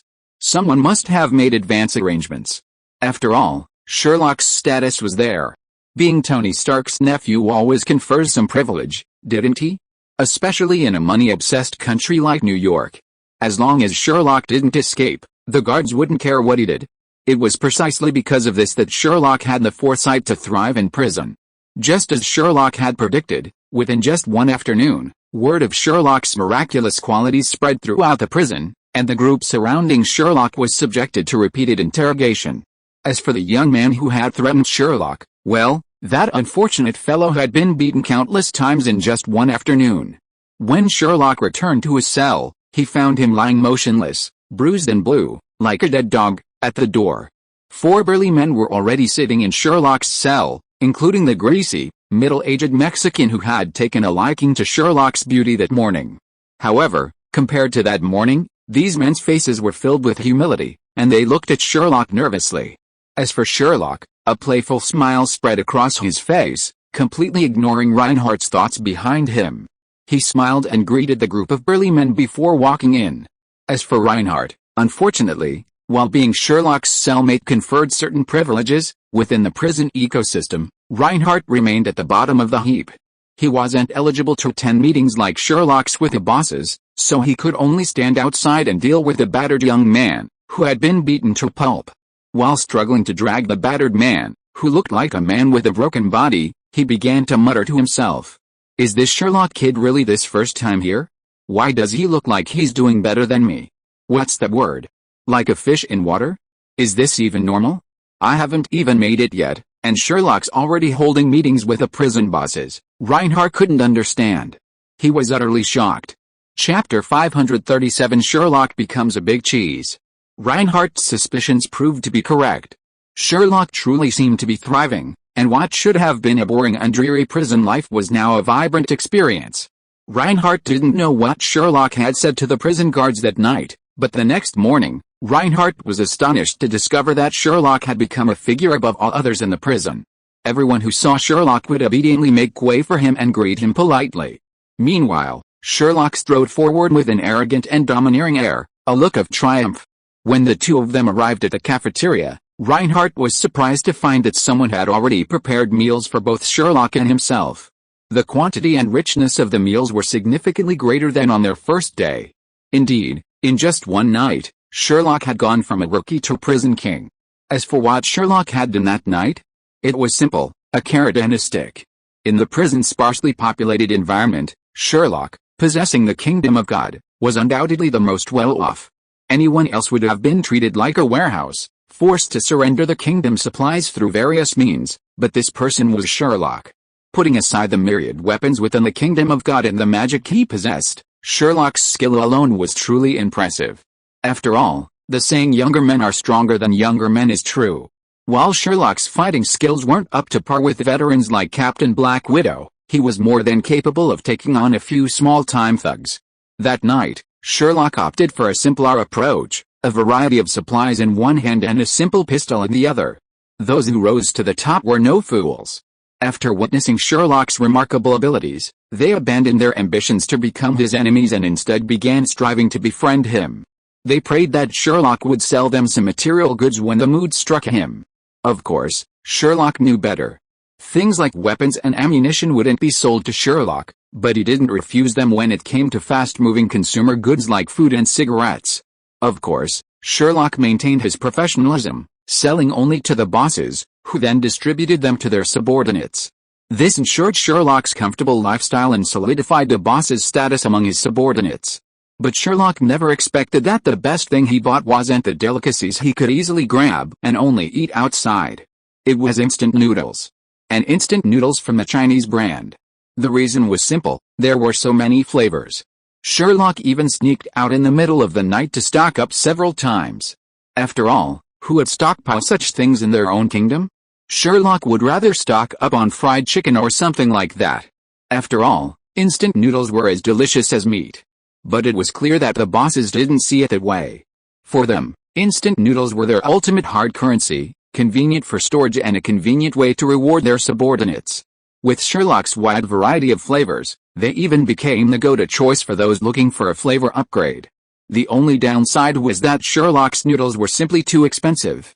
What cost only a few dollars outside was more than 10 times that price. But even so, as the prison's sole supplier, they had no choice but to accept the price.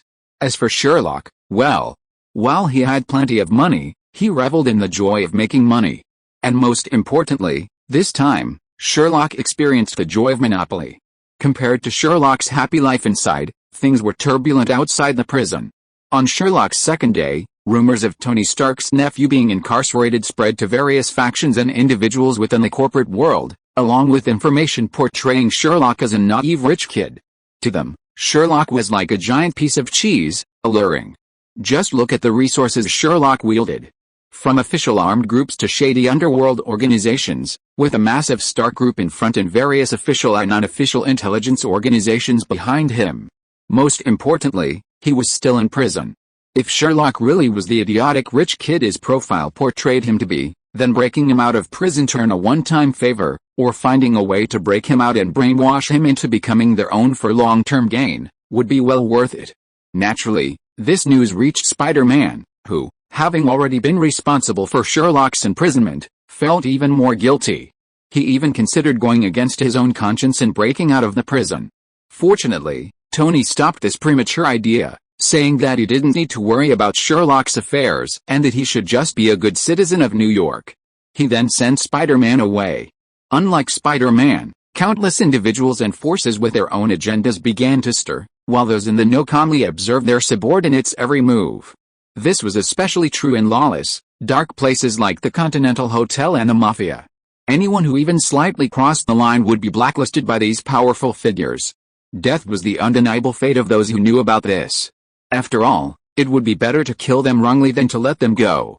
These powerful figures didn't want their lifelong efforts and power to be robbed by these traitors, regardless of whether they were Hydra members or not. No one wanted to be exploited. Unlike these ambitious individuals, Hydra was even more eager for Sherlock.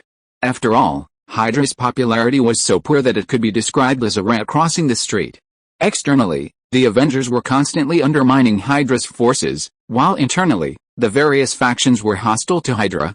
Hydra is now in desperate need of a breakthrough to survive, and Sherlock is undoubtedly that very good breakthrough.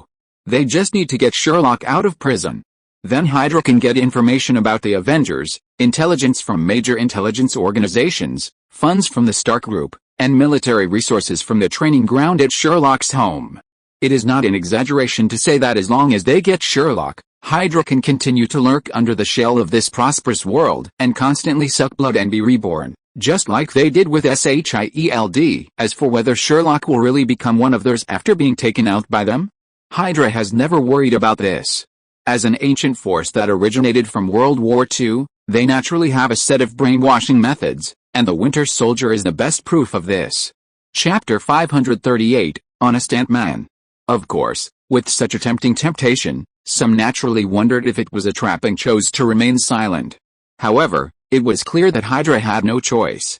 After all, the external pressure they faced was too immense. According to these madmen's plan, as long as they could gain Sherlock's loyalty, even if only a few Hydra members remained, Sherlock could quietly resurrect Hydra and regenerate the organization from the ashes. However, all this was based on the information they possessed about Sherlock, which was only slightly more than the embellished information circulating. Even if Hydra had its own intelligence system, it wouldn't have revealed much more, at most revealing that Sherlock had received military training from his family and had a somewhat volatile personality. If Hydra knew Sherlock was the wizard involved in the Battle of New York, They would be utterly unafraid to even attempt to touch Sherlock. Of course, what the Hydra gang didn't know was that while everything looked normal from the outside, if anyone attempted a prison break or anything else, they would be doomed. The combined might of the underworld, the government, and the criminals was far more than just talk. Ever since Sherlock's arrival, every person inside had been subject to scrutiny and investigation.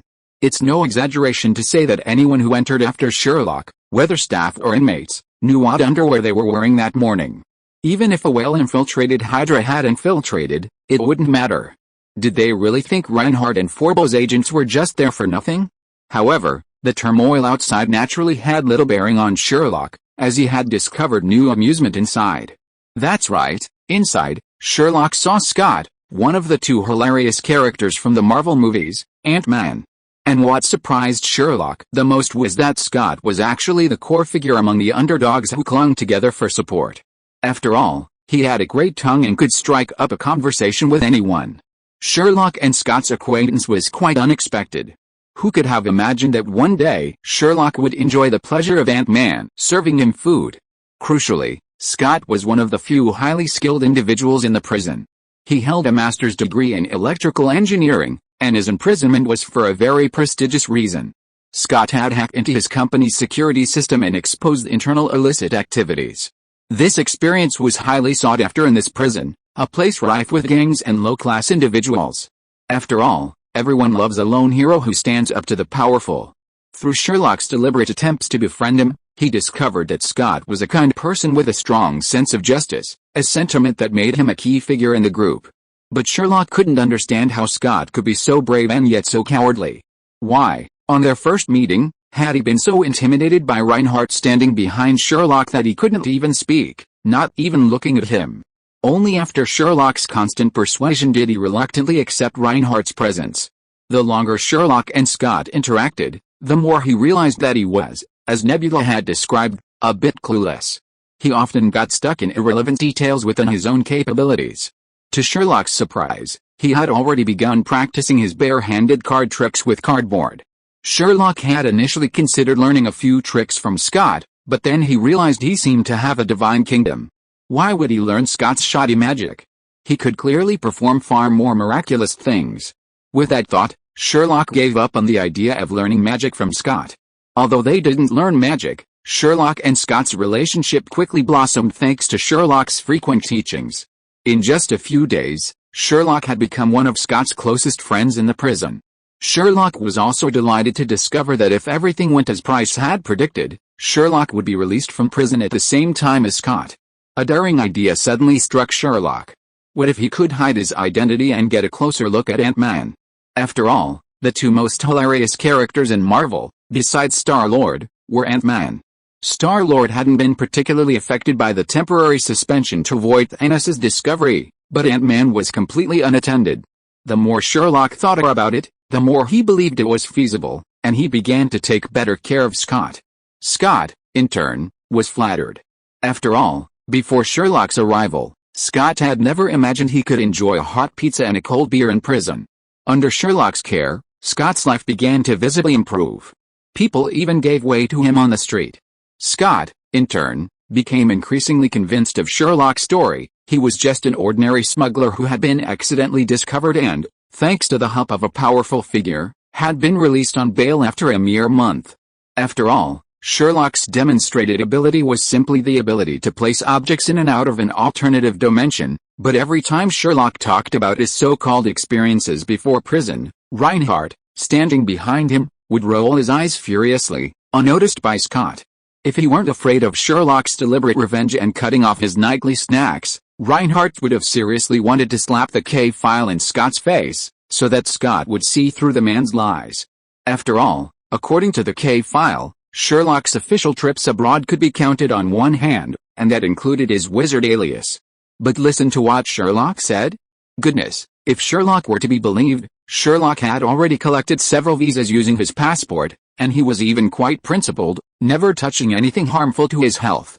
Even if he smuggled, it was only jewelry, cars, motorcycles, and the like. Sherlock had even been seen in the Amazon rainforest, claiming to have delivered instant noodles to gold prospectors there. Reinhardt's eyes nearly rolled to the sky at this.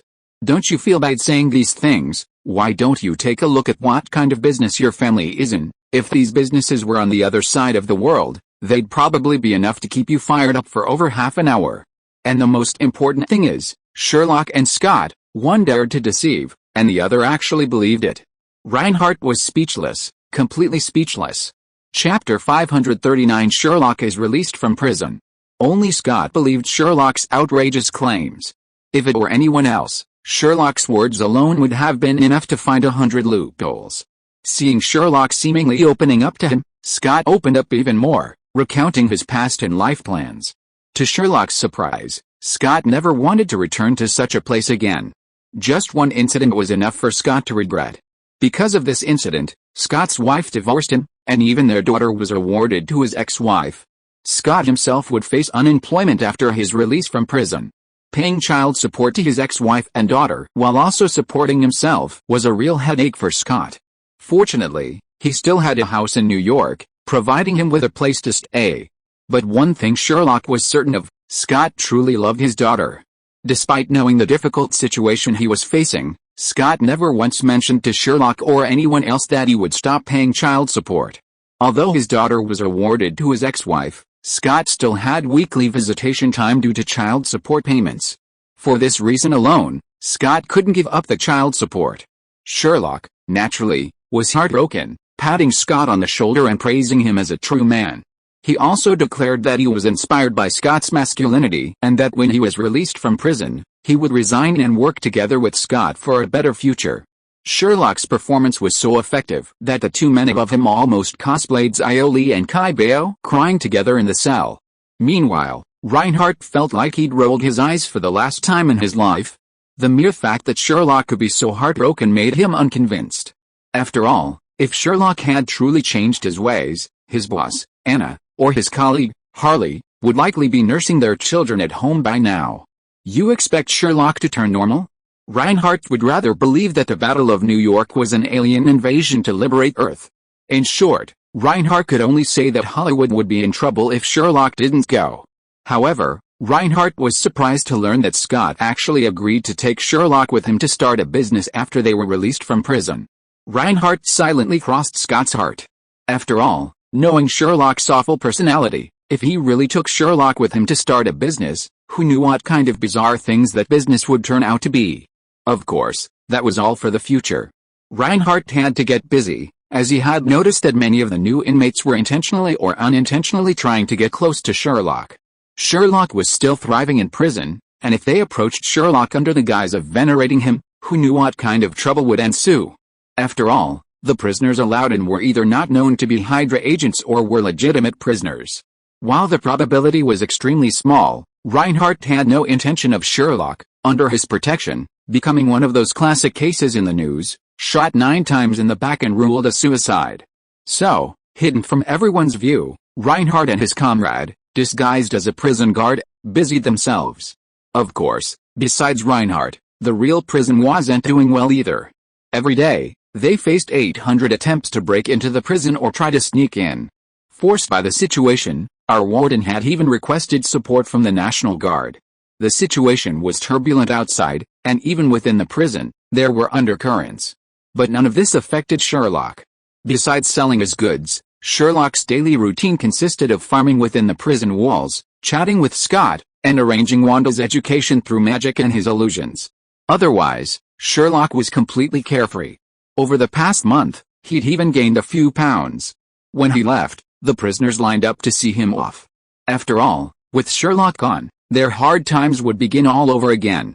Unbeknownst to these prisoners, Sherlock hadn't intended to let them go. Before leaving, he had secretly cast a spell on the prison's washing machine. Any clothes washed in it would eventually turn a dark Barbie pink, and even, with each wash, would appear with cute cartoon patterns like Hello Kitty. It was clear Sherlock had gone to great lengths to reform these prisoners. What? You mean the prison won't replace a washing machine? No. If you knew the price of a large washing machine like this one, you wouldn't ask such a question. Furthermore, before leaving, Sherlock had even given the warden all the money he'd saved in prison, calling it a sponsorship. His main pitch was that the prison earned money and the prison spent it, and he could still get the job done without paying a cent. His only request was that the warden not replace the enchanted washing machine. For Tony's sake, Sherlock even offered no money, not to mention that the warden would have granted Sherlock's wish. He also said that as long as he was the warden, the washing machine would continue to be used as long as it worked. After receiving the warden's assurance, Sherlock left the prison with Scott, satisfied. You know what? When Sherlock stood at the prison gate, he felt as if he were in another world, and even felt that the surrounding scenery was more beautiful. Of course, Sherlock was a little upset that no one came to pick him up despite such a big event as his release. At the prison gate, only one of Scott's friends was waiting for him in a shabby-looking minivan.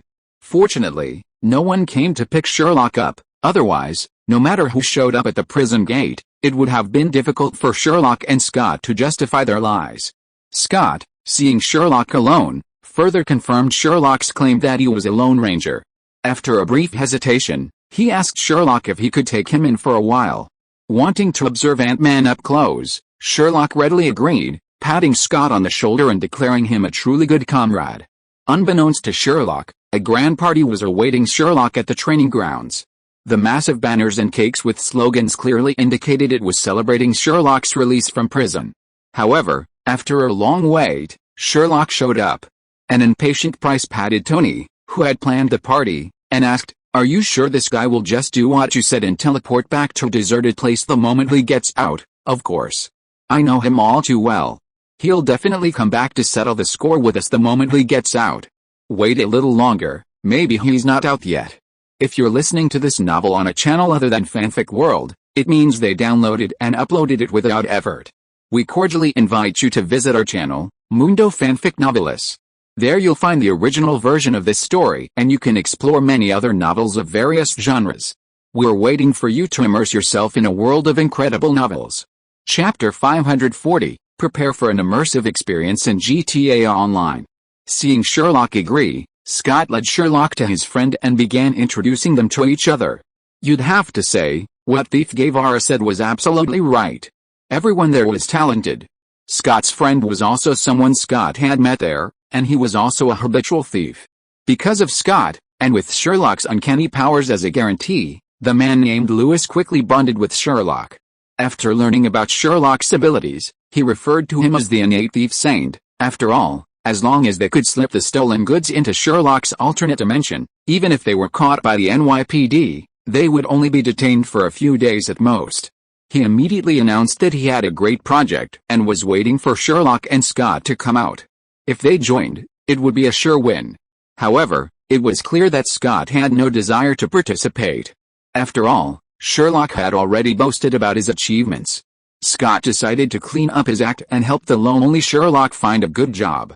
But it was clear that Sherlock didn't believe a word Scott said.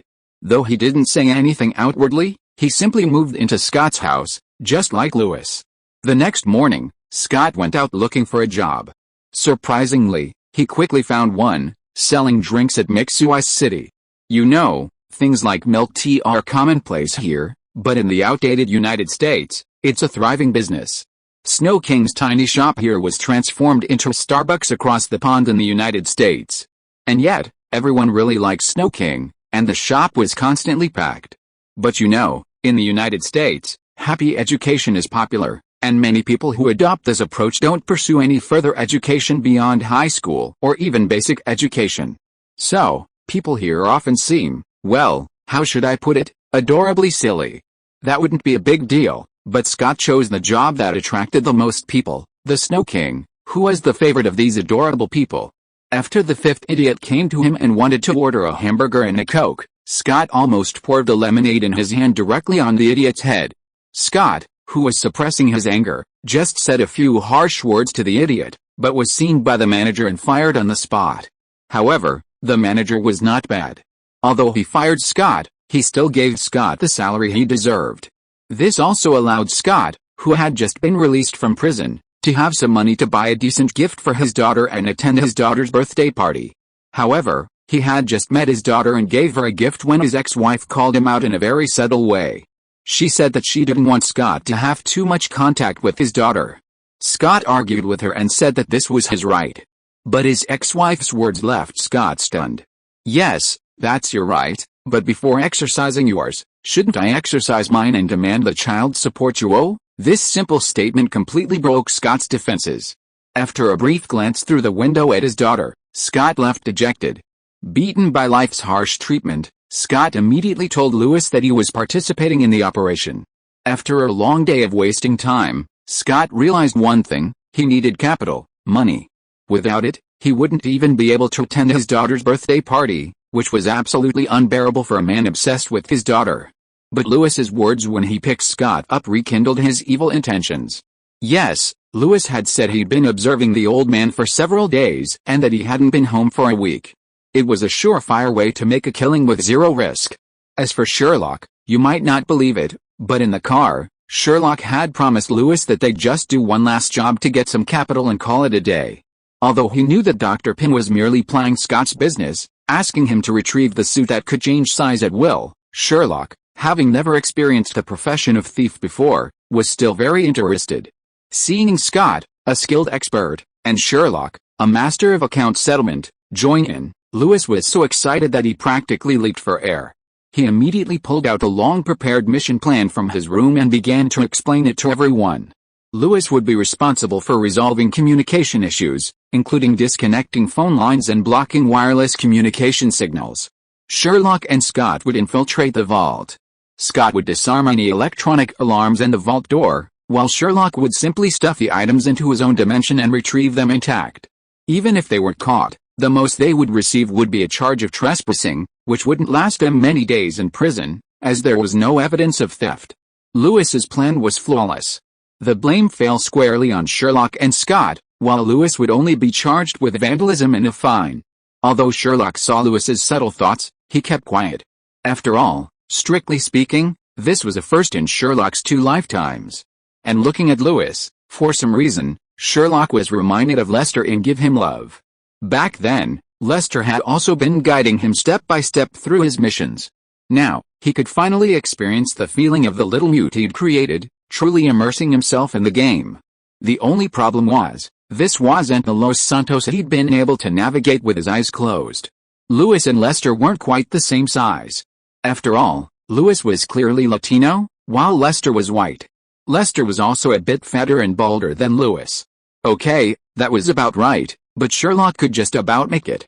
The most important thing was, Lewis lacked Lester's spiritual crutch. But Sherlock couldn't ask for more, could he? Early the next morning, Sherlock and Scott were whisked away by Lewis to begin their immersive pre-game for Give Him Love's online mode. The pre-quest was simple enough. Sherlock and Scott went shopping, while Lewis staked out a spot and measured how long it would take from the moment the alarm was raised until the NYPD arrived. Sherlock could only offer a professional explanation.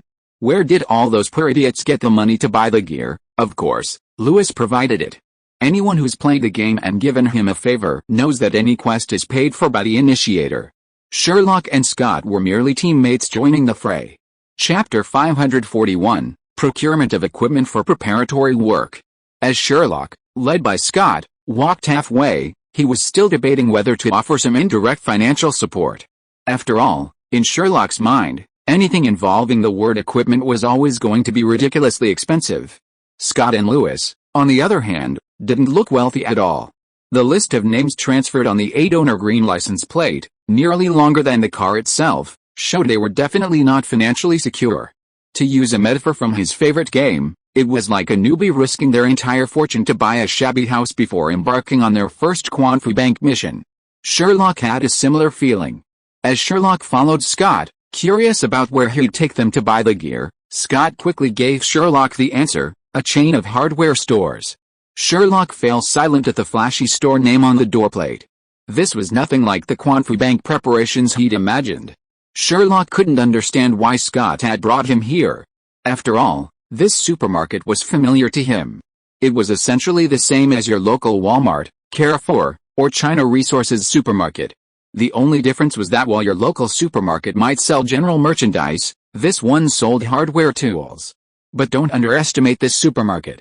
In this nationally owned hardware chain, you can buy everything from a screw to a small excavator, even soil and fertilizer for gardening. If you're looking for specialized tools, this is the place to go. Even back when Sherlock was receiving military training from Price and the others, Ghost had taken him to this supermarket and spent a day there, teaching Sherlock a lot about bombs and poison gas that could be made right here.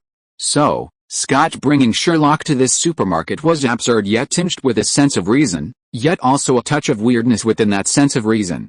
Sherlock felt it was strange. But Scott clearly didn't care for Sherlock's expression. As a man with a master's degree in electrical engineering, he couldn't help but imagine the allure of a hardware store like this. Silently following Scott, Sherlock watched as he excitedly grabbed an electrician's belt, a high-torque hand drill, a high-strength drill bit the size of a little finger, and a few other small tools, along with several bottles and cans Sherlock couldn't quite place. Of course, with all the gear Scott had bought, he wouldn't forget Sherlock's gear, so Sherlock got the first and only piece of gear Scott had ever bought him. A pair of lightweight work gloves that looked decent quality. Well, Scott had the same pair. Sherlock was speechless. He knew he was just a porter, but wasn't it a bit too much to trick him with a pair of gloves? But seeing the pained expression on Scott's face as he paid at the checkout counter, Sherlock managed to swallow back the rant that was about to hit his lips.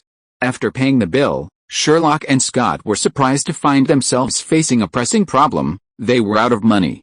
That's right, they didn't even have enough money for transportation back home. Sherlock did have some money in his pocket, but to maintain his image as a poor man, Sherlock thought for a moment and said nothing. After all, to show off, Sherlock had already told Scott that all the money he earned from prison purchases was given to the warden, a fact Scott already knew. And because Sherlock's acting was so impressive, Scott had come to think of Sherlock as someone with a small alien dimension where he'd stockpiled a lot of daily necessities. So, to Scott, being out of money meant being truly out of money, and he didn't even consider Sherlock's actual money. After much deliberation, Scott made a decision that defied all expectations. He and Sherlock would pack up their belongings and return home. Sherlock, for the sake of his own image, gritted his teeth and agreed. Halfway through their walk, the two men began to curse Lewis, cursing as they went. After all, Lewis had driven away three's only means of transportation, the eight-handed van.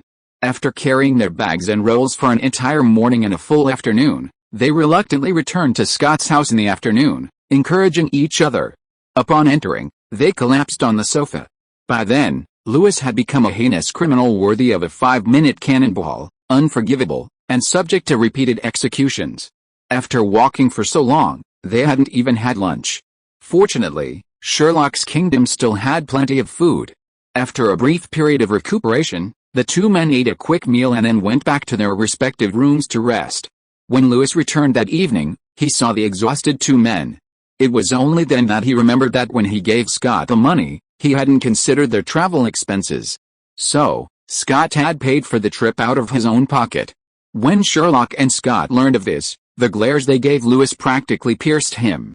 Their hatred could have fed more than a dozen evil sword immortals. Especially Sherlock, whose kingdom still held his newly purchased limited edition Shelby Raptor. But to maintain his persona, Sherlock had followed Scott back. If looks could kill, Sherlock's alone would have been enough to incinerate Lewis. Even when Sherlock was preparing dinner, Lewis's plate was significantly smaller than Sherlock and Scott's. Knowing he was in the wrong, Lewis didn't say much about their apparent treachery. He simply smiled awkwardly and said he'd postpone the action until tomorrow. Meanwhile, he enthusiastically recounted to Sherlock and Scott the conclusions he'd drawn from a day of observation. Just as Lewis was rambling non-stop, Sherlock seemed to remember something. With a sly grin on his face, he looked at Lewis, who was giving a pep talk, and raised his hand to interrupt him. Okay, Lewis, you're doing great. I know you've considered a lot, but there's one thing you haven't considered. What if any superheroes are passing by or living nearby while we're at it? After all, as you know, thanks to the Avengers and Hydra, there's been quite a few superheroes lately. While their combat effectiveness isn't that high, the noise they make is pretty significant. Chapter 542 Sherlock's Deliberate Revenge on Lewis. Sherlock's words completely stumped Lewis.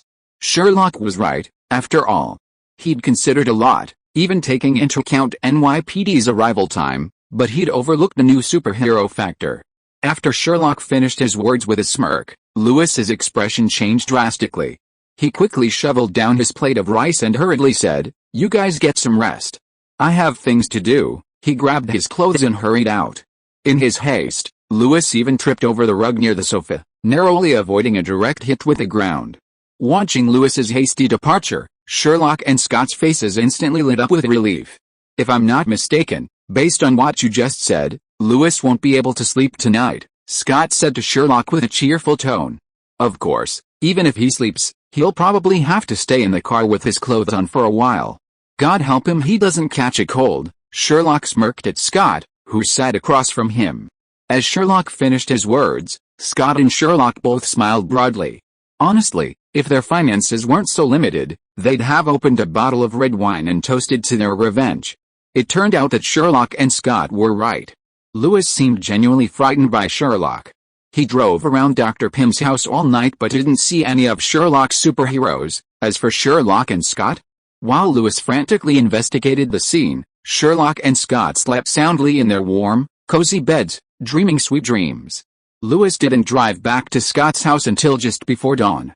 Perhaps because of the intense exercise yesterday, Scott and Sherlock were still sound asleep when Lewis returned, not even noticing his presence. Lewis, having been running all night, clearly didn't want to bother with his two sleepy teammates, so he went straight back to his room and fell asleep. The three of them slept until the sun was high in the sky before waking up. After enjoying a delicious meal brought from Sherlock's kingdom, they began to pack up their gear. While they were packing up, they actually just changed into black clothes. Scott and Lewis donned bandit hats to prevent leaving any hair or other debris behind at the scene. As for Sherlock, he firmly refused the bandit hats offered to him. Facing the envious and resentful looks of the other two, he pulled out a complete set of combat uniforms and helmets from his kingdom and donned them. Compared to Sherlock's complete uniform, Scott and Lewis looked like street pickpockets, a complete disparity. The two men were quite dissatisfied with Sherlock's outfit, but Sherlock remained silent, observing them and speaking. "What's wrong? Shouldn't I have told you? I used to be a Lone Ranger smuggler. Isn't it normal to have some good gear? After all, I've been into the rainforest and delivered instant noodles to those poachers. If I didn't have good gear, wouldn't I have been fed to wild animals long ago? And don't look at me like that. I'm a Lone Ranger. I have my own gear. I don't have a second set.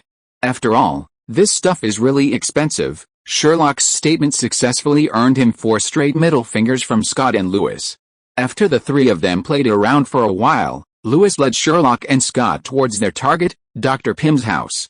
Although the operation was scheduled for midnight and it was only afternoon, Scott and Lewis, as professional thieves, had a reason to arrive so early. Lewis wanted to locate nearby phone rings and wireless signal nodes to ensure that no one would contact NYPD during the night operation, while Scott needed to observe the target house's facilities to see if there were any alarms or other devices. Compared to the two incredibly professional people, Sherlock was undoubtedly a bastard, a rookie among rookies, who could only obediently stay in the car, watching the two's movements and occasionally acting as driver. The three of them had dinner in the car. Fortunately, Sherlock's Kingdom of God offered a wide variety of delicious food, and the three of them enjoyed their meal to their heart's content. It wasn't until night fell and the people around them gradually drifted off to sleep that the three of them stealthily emerged from the car and stretched. Then, just as planned, Lewis quickly headed towards the communication node he had observed that afternoon. Using his agility to his full potential, he quickly climbed the utility pole using only a belt and cut the communication cable.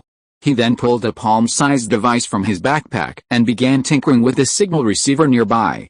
From a distance, Sherlock couldn't see Lewis's movements clearly.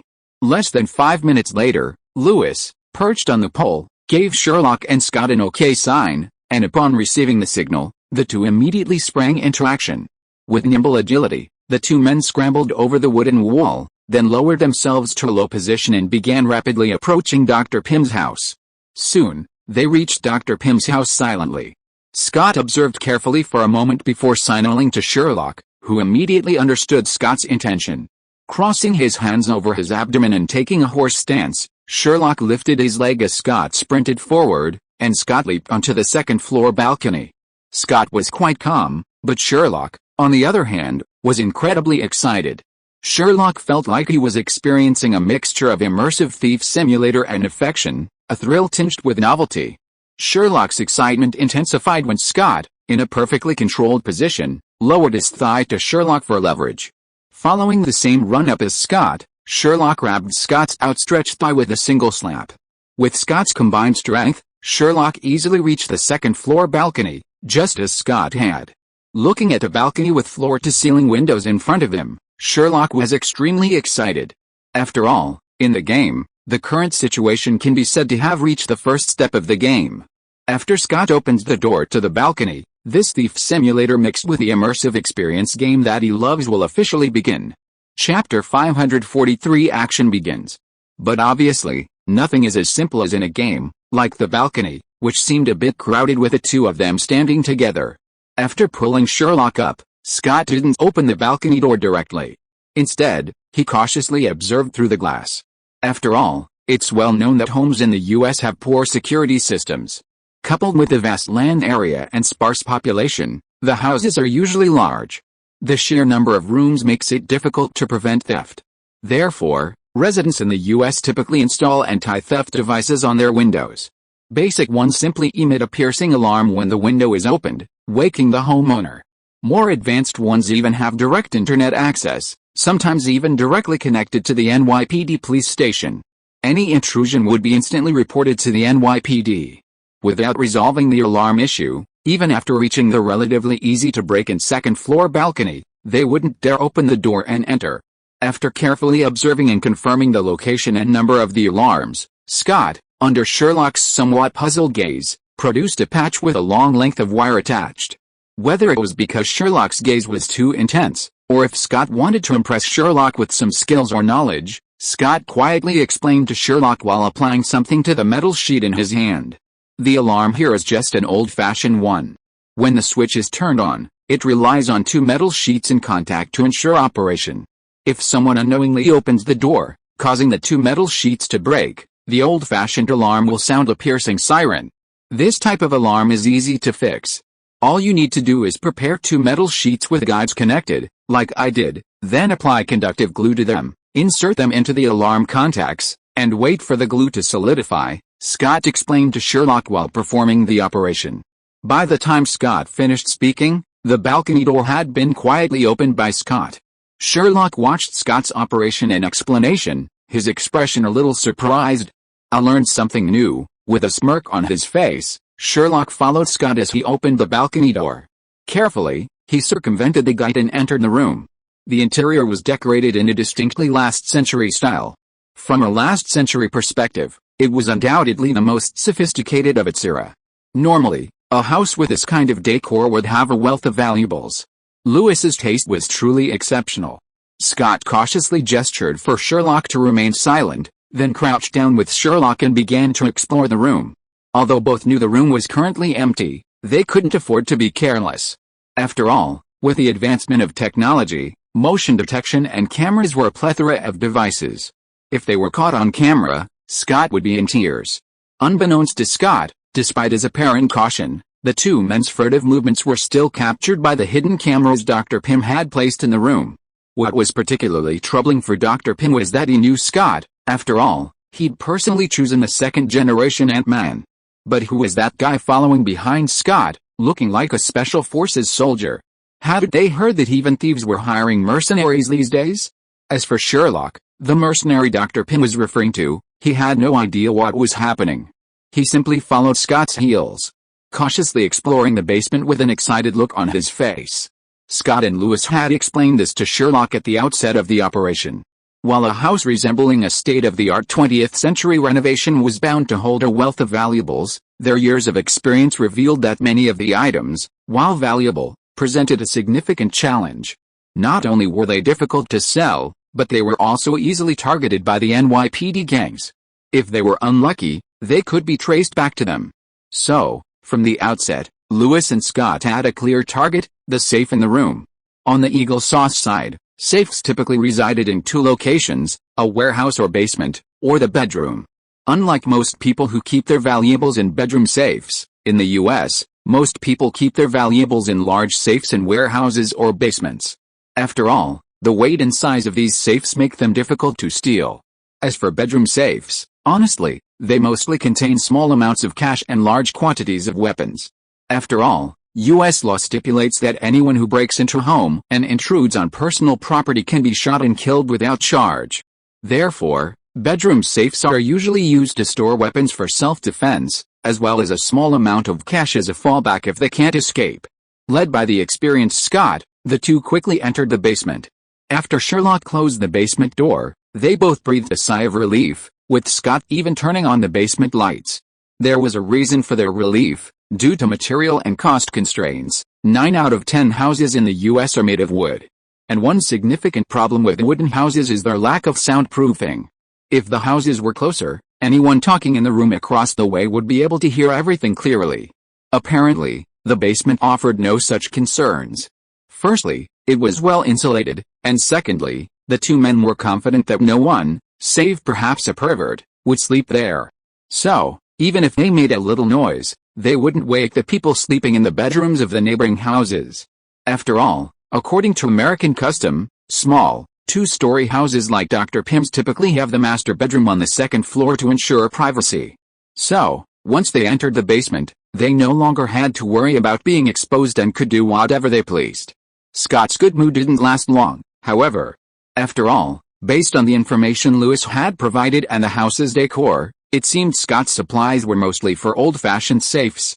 But it was clear that the owner, whom Scott didn't know, wasn't completely lost in the past, but rather quite up-to-date. Scott discovered a locked door at the basement entrance, a fingerprint lock with an alarm. Chapter 544, an action that gains nothing. Looking at the fingerprint lock on the room, Scott immediately started cursing. Fortunately, the trio didn't have any communication tools like the Avengers, otherwise Lewis and Scott would probably have been exchanging verbal attacks by now. Luckily, Scott seemed to have known his brother wasn't a reliable person. Despite his rants, he never stopped working. Scott casually pulled a roll of Scotch tape from his bag and taped it to the fingerprint lock's reader, repeatedly wiping it while explaining to Sherlock. The quality of fingerprint extractors for fingerprint locks on the market varies greatly. Many are even shoddy, with very limited fingerprint memory points. So, with such inferior fingerprint extractors, we can simply use Scotch tape to reinforce the fingerprint on the extractor to open the fingerprint lock directly. As Scott finished speaking, the fingerprint lock simply flashed red, and a message appeared on the small screen: fingerprint recognition failed. Please try again. Seeing this, Scott cursed and continued to operate the machine while explaining to Sherlock. Fuck. It looks like our victims put a lot of effort into these things. Unfortunately, this time we're not dealing with some low-quality fingerprint lock. But don't panic. Human fingers are filled with sweat glands, and given that hands are often used to handle objects and work, fingerprints often remain on objects for a long time. What we need to do is simple. We just need to extract these fingerprints, and with a little modern technology, we can directly create fingerprint molds, Scott explained to Sherlock as he carefully removed the transparent tape attached to the fingerprint reader. After gently cleaning the fingerprint with a drug he bought at the supermarket, he placed a transparent cylindrical tube around the extracted fingerprint. Then, Scott quickly pulled 2 small vials from his bag, mixed the liquid in the 2 vials, poured it onto the cylinder, and began to blow into the liquid with his mouth. In less than 3 minutes, the liquid solidified into a silicone-like substance. Scott carefully removed the semi-solidified fingerprint film from the cylinder, placed his thumb on it, and pressed it against the fingerprint extractor again. This time, after a quick scan, the door lock immediately lit up green, indicating successful recognition. Watching this, Scott's face was filled with pride as he continued to speak to Sherlock. The core of the fingerprint lock is the fingerprint extractor, but no matter how advanced a fingerprint extractor is, it can be opened using this method. It's not an exaggeration to say that the more advanced the extractor, the easier it is to open. Just like modern technology has difficulty distinguishing twins, this is a bug that can't be fixed. With that, Scott suddenly opened the door and gestured to Sherlock. Sherlock's mouth twitched, and for a moment, he couldn't tell whether Scott was simply showing off or sincerely teaching him. He could only mentally complain about the useless knowledge he had gained as he walked through the door Scott had opened. Sherlock was stunned the moment he walked through the door. He could only say, Dr. Pym, you're truly daring. Sherlock didn't know how Dr. Pym actually created the Pym particles, but he figured it couldn't be safe. And he'd actually built a Pym particle production plant in the basement. Looking at the neatly organized chemicals and lab equipment Sherlock couldn't understand, Sherlock was speechless. What was the difference between this and a simple chemical plant in his own basement? He couldn't say anything else, but Sherlock was certain that if Dr. Pym were to create his masterpiece, the Pym particles, and his hands trembled, he'd be in trouble. Not only would he have to worry about the house above him, but even the neighbors on either side would likely be lifted off like Dr. Pym's house, like a rocket separating. Dr. Pym's house would be the main rocket, and the neighbors' houses would be the separated rocket boosters. Just thinking about it made Sherlock conjure up a picture, and he shuddered. Scott, on the other hand, was puzzled by Sherlock's silence after entering the room. After all, Scott had imagined Sherlock would be filled with excitement, shouting and praising his impressive skills. Curious, Scott took a peek inside and was stunned. Where was the money and jewelry he'd imagined? Just countless chemicals and bottles and jars used for experiments. Fuck, Scott cursed his good friend Lewis again, bypassing Sherlock and entering the room to observe his surroundings. Soon, Scott found the door to another safe. This time, it was the old-fashioned safe that Scott was so skilled at. However, this time, Scott clearly had no interest in explaining things to Sherlock. He told Sherlock to quietly go upstairs and find 2 quilts while he took out his electric drill and began to work. Just like in the movies, Scott planned to use the expansion of water as it solidifies and the brittleness of metal at low temperatures to violently destroy the old-fashioned safe. But this would inevitably cause a loud noise. Scott's solution was simple: 2 quilts. One was placed directly on the door of the old-fashioned safe as a primary buffer, and the other was placed on the unlocked fingerprint lock door as a secondary buffer. With these 2 layers of cushioning, any metal that popped out would be effectively contained within the basement. Even if there was a noise, there was no need to worry about waking the neighbors or causing any damage to their homes. By the time Sherlock returned, Scott had already completed the preparations. After securing the 2 quilts, the door of the old-fashioned safe crashed to the ground with a loud thud of metal hitting the quilts. However, the sound was muted by the quilts. After hearing the noise, Scott led Sherlock back into Dr. Pym's basement laboratory. However, this time, Dr. Pym had clearly disappointed Scott. Inside the safe, Scott found no money, save for a tattered-looking helmet and leather jacket. But true to the principle of a thief never leaves empty-handed, Scott finally sighed helplessly and told Sherlock to put away the leather jacket and helmet. Then, cursing, he led Sherlock outside. Tonight's operation had been a complete failure for Scott. Although Scott didn't know it, Sherlock knew it was Ant-Man's suit that could change size at will. Honestly, Sherlock was quite interested in it. After all, who had ever thought of shrinking down and exploring their own home?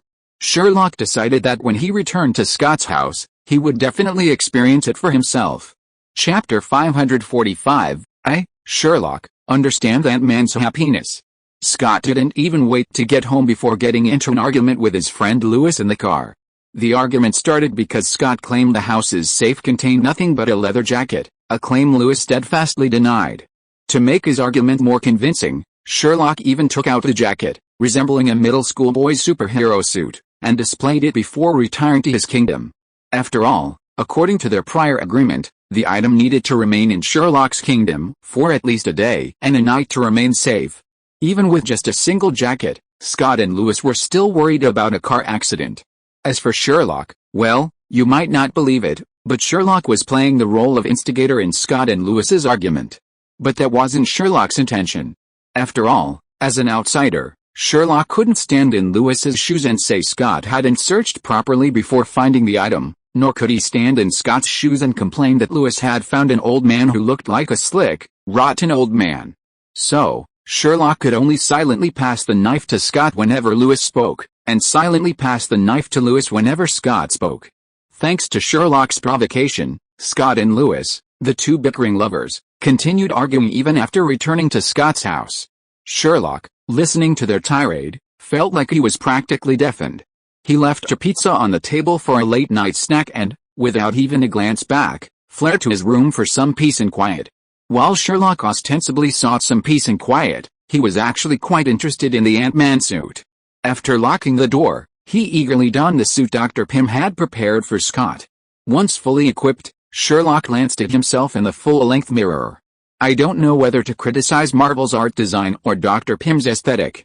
It looked incredibly handsome on its own, But for some reason, once he put it on, it felt a bit drab, like something out of some sci-fi novel from the last century. And most importantly, Sherlock felt like it had a lot of circuitry and some technology Sherlock couldn't understand. It couldn't be washed, right? Yeah, it absolutely couldn't be washed, right? Sherlock's divergent thinking had successfully disgusted him. After angrily casting cleansing spells on himself, he finally felt relieved and began studying the Ant-Man suit. It was obvious that operating this thing wasn't on the same level as Tony's Iron Man suit. After studying it, Sherlock discovered that it only had 2 buttons, one on top and one on the bottom, near the base of his palms. The only problem was, Sherlock couldn't figure out which one was smaller and which one was larger. But as the saying goes, hesitation leads to defeat, and Sherlock, always a reckless person, resorted to the most primitive method, calling the shots. After a thrilling round of calls, Sherlock decisively pressed the button on his left palm. In an instant, Sherlock's body began to shrink rapidly. In less than a second, he was about the size of an ant. After Sherlock shrank, the room, which had once been less than 5 square meters and even slightly cramped, suddenly took on an epic feel. From Sherlock's perspective, the entire room suddenly expanded, as if he had suddenly entered a miraculous divine palace. The dim lamp, like the fading sun, cast a faint light that feebly illuminated the dark palace. Through that feeble glow, Sherlock could even see the dust floating in the sky. The bed he had slept on for days suddenly became incredibly tall, as if it were perched atop the sky. With just one glance, Sherlock understood what those veterans who had traveled through One Piece had thought of the celestial dragon's red earth continent. Even the machine-crafted, interlocking beaded legs, which had seemed ordinary to Sherlock before, now looked epic, almost like a miracle created by God. What had once been an ordinary bed, in Sherlock's eyes, seemed like the abode of immortals in heaven. Even the plain, short-haired carpet in the room transformed into vibrant grassland in Sherlock's eyes. Note that this wasn't the kind of grassland you might imagine, but rather the kind of grassland found in uninhabited wilderness, reaching waist-high. Sherlock instantly understood the truth behind the saying, when the wind blows the grass low, you see cattle and sheep. However, what he saw in this grassland weren't cattle or sheep, but a variety of food scraps, fallen hair, and dust. It had a magical feel, reminiscent of a fantasy grassland, yet also a slightly nauseating quality. Of course, none of this was Sherlock's biggest surprise. The biggest surprise was his own body. God knows what these damn Pym particles of Dr. Pym's actually do. Logically, Sherlock's physical fitness after shrinking should be comparable to his size, but Dr. Pym's particles not only didn't diminish the user's physical fitness, but actually enhanced it. The moment they began to move, Sherlock felt like he was walking on the moon. He felt completely elated, even a sense of omnipotence. In fact, Sherlock actually tried it out, and his own strength alone was enough to astonish him. Who knows what kind of shock filled Sherlock, the ant-sized man, as he slowly lifted the small wooden stool in his room. To Sherlock, the stool looked so small that just one leg was roughly the size of the rabbit's slender waist. If you factor in the overall size, it looked like he'd effortlessly lifted a mountain. That's right, Sherlock lifted it. It was like a giant spirit in mythology, capable of moving mountains with his bare hands. Who knows the shock that filled Sherlock's heart as he lifted the stool's legs, which were equivalent to his waist, and then, with his waist and horse merging into one, lifted the entire stool. He even began to doubt the authenticity of the so-called myth. After all, at this point, it was reasonable to suspect that the myth must have some truth to it. Chapter 546, Sherlock could not afford Ant-Man's happiness. That wasn't so bad, but Sherlock's most unbearable part was his own jumping ability. God knows what it felt like to just jump out of a roller coaster with just his legs.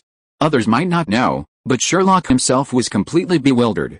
He nearly lost control the first time and nearly landed flat on his face, a complete face break.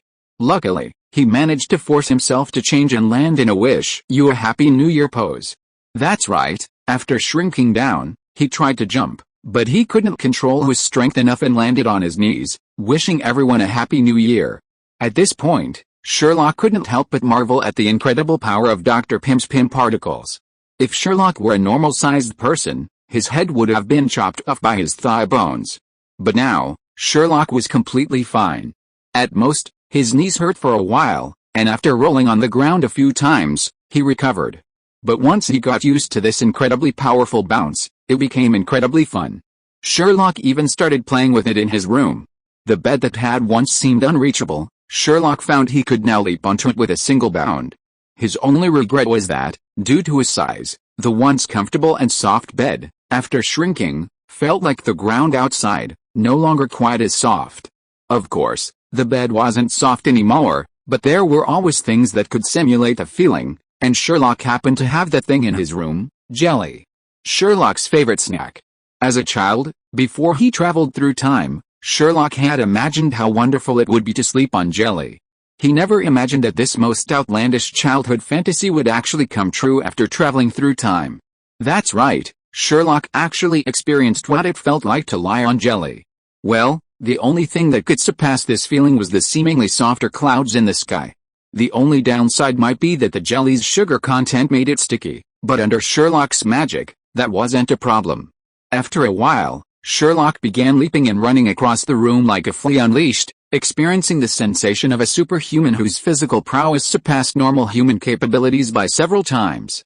Sherlock had experimented, and his best performance was even enough to leap directly across the bed, landing on the other side.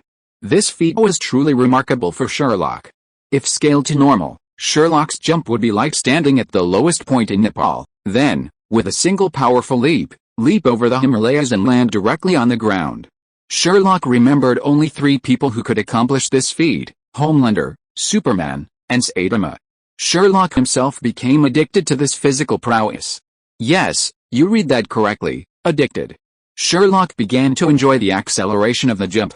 The acceleration in midair cancelled out the force of gravity, leaving Sherlock with a fleeting feeling of floating before the combined forces of inertia and gravity began to accelerate downward. This feeling truly captivated Sherlock. No one could resist such an adrenaline rush, and most importantly, it was safe and harmless, with absolutely no chance of injury.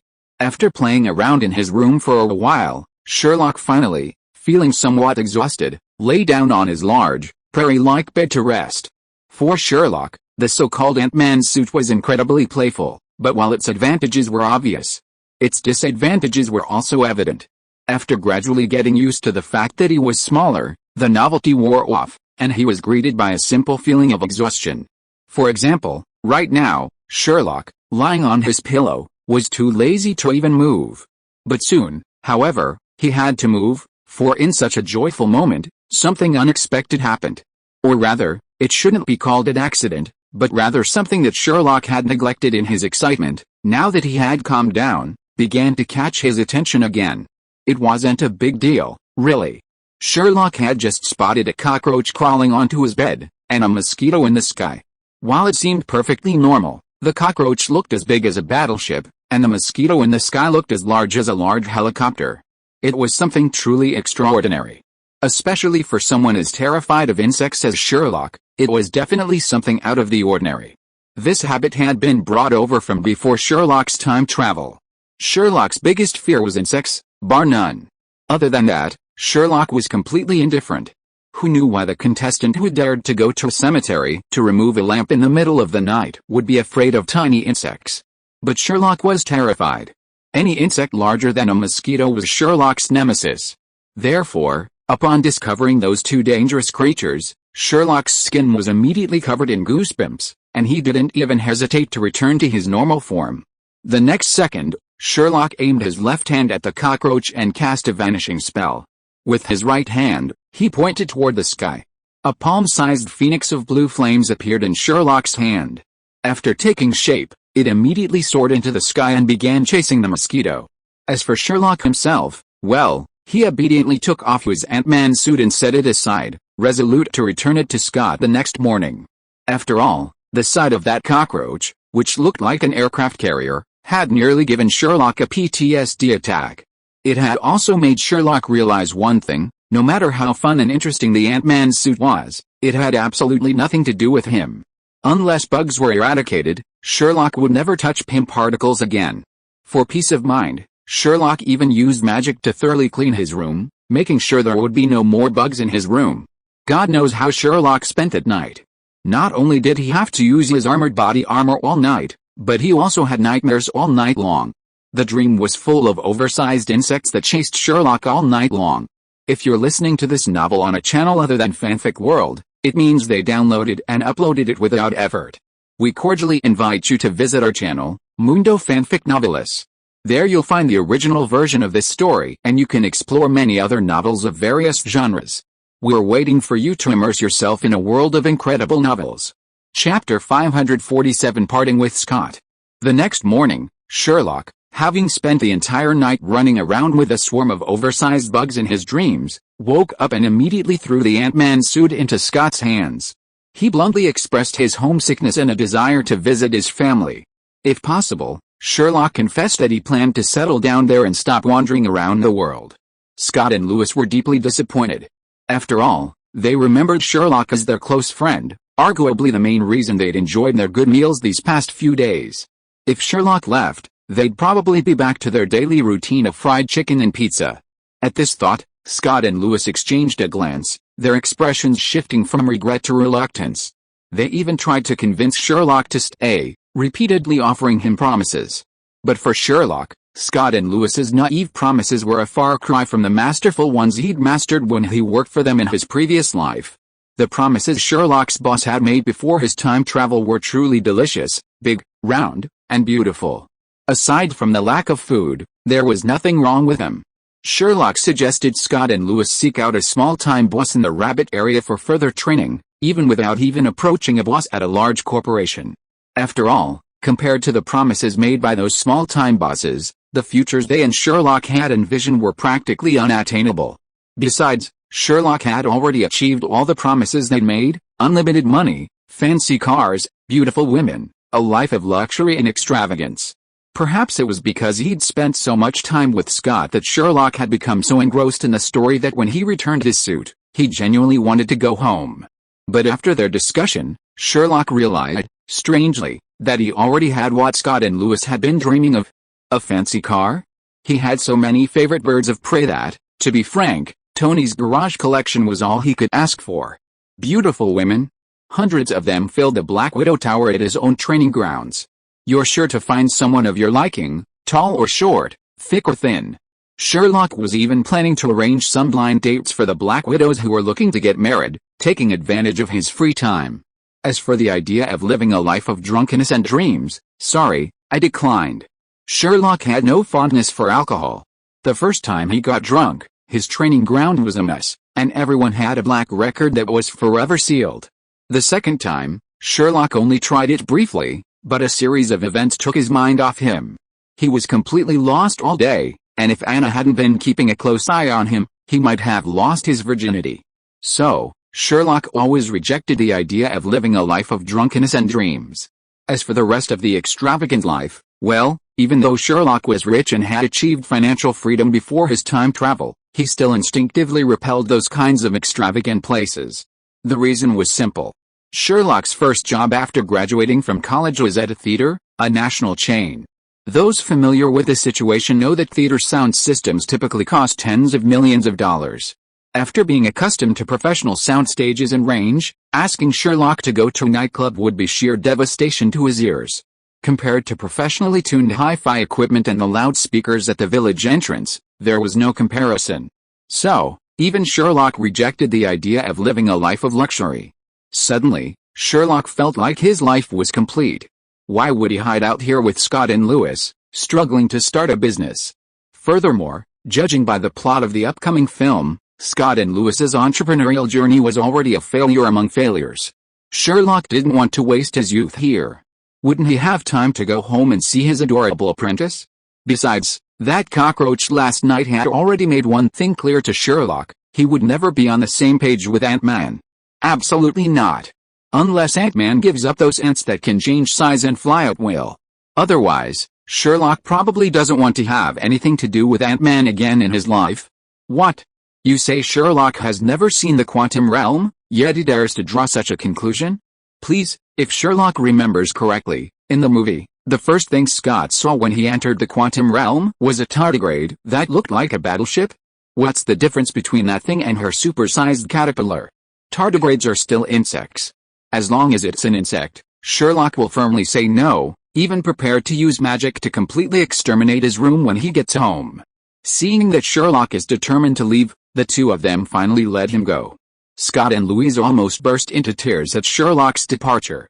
It's unclear whether they are regretting the delicacy that will leave their lives or the friend that will leave. After righteously rejecting Scott and Louise's offer to drive him, Sherlock leisurely walked out of Scott's house. Of course, they had known each other before, so before leaving, Sherlock had promised Scott to call him if he had any problems, and he'd make sure they solved them. Of course, he shouldn't call if he wanted a wife or anything like that. Honestly, based on that scene, if he hadn't been certain their sexual orientation was perfectly normal, Sherlock might have thought those two fools had some inappropriate intentions for him. Patting his chest, Sherlock found a deserted street and decided to call Diddy from his divine kingdom. Don't ask why he didn't use a portal, it was because he was lazy. If you'd been forced to run all night in your dreams, you probably wouldn't feel like doing anything else. However, Sherlock didn't expect that his phone would start vibrating and buzzing non-stop the moment he pulled it out. The number of notifications was so high that even Tony's custom-made device started to freeze. If Sherlock had not been sure that the thing in his hand had absolutely no magic, he would have suspected that it had turned into a microphone-like thing used by women in a certain island country. However, this was not the most important thing. Sherlock had been waiting for nearly 5 minutes, and his phone had not stopped beeping and vibrating. When Sherlock wanted to give up and raise his hand to hail a taxi, he saw a flash of fire suddenly appear in the sky.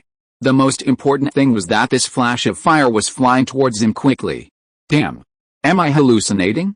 Why does it feel like this meteor is getting bigger and bigger? Chapter 548 Tony's Miserable Life. Sherlock, whose mind wasn't resting properly, was about to draw his wand to counter the meteorite spell cast by the supposedly Grand Magister Leo Xiu, but the next moment, Sherlock had calmed down and even surrendered. Unlike the panicked crowd around him, Sherlock's magical perception quickly revealed the object's true nature. Others might not know, but Sherlock was incredibly familiar with it. It was Tony. And judging by Tony's impressive landing, Sherlock knew with a shrewd guess that Tony had likely parachuted directly into low Earth orbit. Even knowing Tony's origins, Sherlock remained puzzled. After all, in Sherlock's understanding, even the mighty Hydra wouldn't have needed to reach low Earth orbit, right? What Hydra could possibly allow Tony to engage in a battle in low Earth orbit? No, was Hydra expanding into other planets? As Sherlock's mind raced with random thoughts, Tony edged closer. Over 100 meters from Sherlock, Tony, still in sprinting form, spun 180 degrees and unleashed a full throttle attack. The thrusters on his feet, hands, and back blazed brightly. In less than a second, Tony's suit hovered directly in front of Sherlock. Before Sherlock could react, the suit suddenly unfolded. Tony, swiftly surpassing Bolt's speed, rushed to Sherlock's side and embraced the stunned Sherlock. When Sherlock recovered and pushed Tony away, he realized he was in a terrible state. His face was swollen, one eye still bruised, and the other had a freshly healed wound on the eyebrow. Tony's miserable state left Sherlock completely stunned. He stared at Tony with a look of surprise and asked, somewhat bewildered, "No, did you go fight Cybertron or the Trisolarans alone? Who could have beaten the famous Iron Man like that?" Sherlock complained as he began searching his own kingdom for a potion for injuries. However, just as Sherlock had taken out his potion and before he could even hand it to Tony, he received an answer that Sherlock hadn't expected. Price and Pepper. Upon hearing these two names, Sherlock's hand froze in midair, torn between giving and withholding. What did you expect Sherlock to say? Sherlock himself was at a loss. Price was his uncle, a father figure to Sherlock, not to mention Pepper. Pepper Potts, who controlled both Sherlock and Tony's funds, held a position of power within Sherlock's training grounds.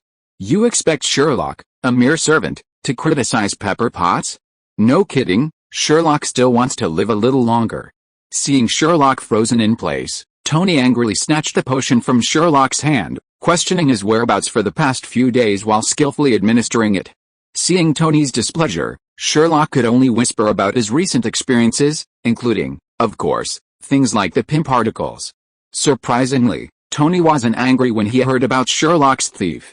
Instead, he looked at her with regret, as if to say, "You didn't tell me such a fun thing." His regret deepened when he heard that Sherlock and his two cellmates had stolen Dr. Pym's head.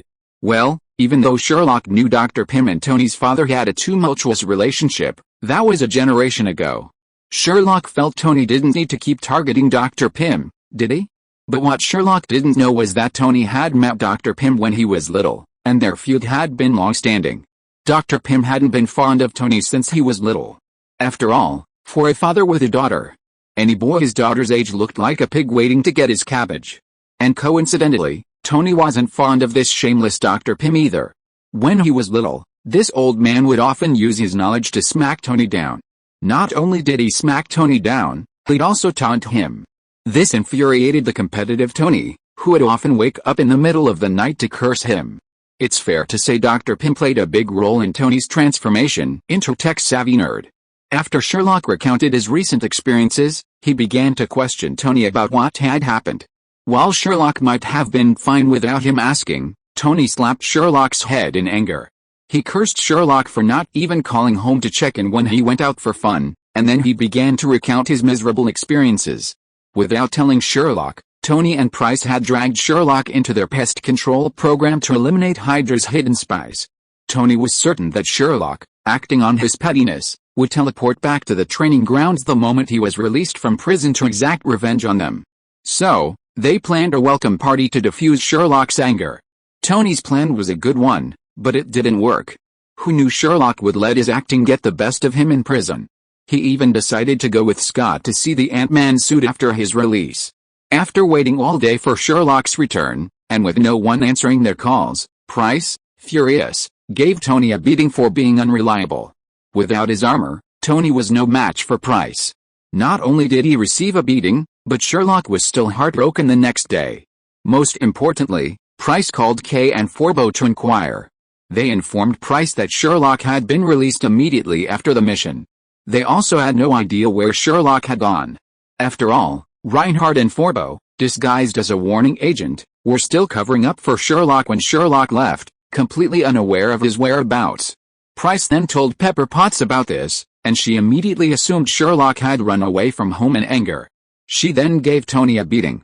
She was furious because Tony had dragged Sherlock into such a dangerous mission without Sherlock's knowledge.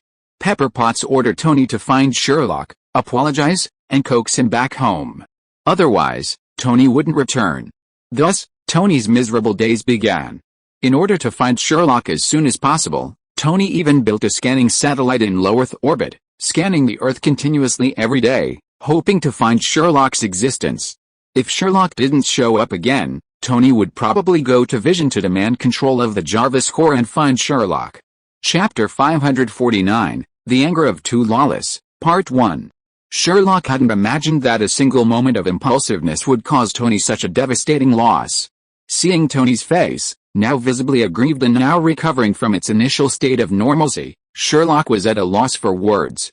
If you were to offer comfort, as Tony had said, this guy always liked to include you in his plans without notice, especially targeting him.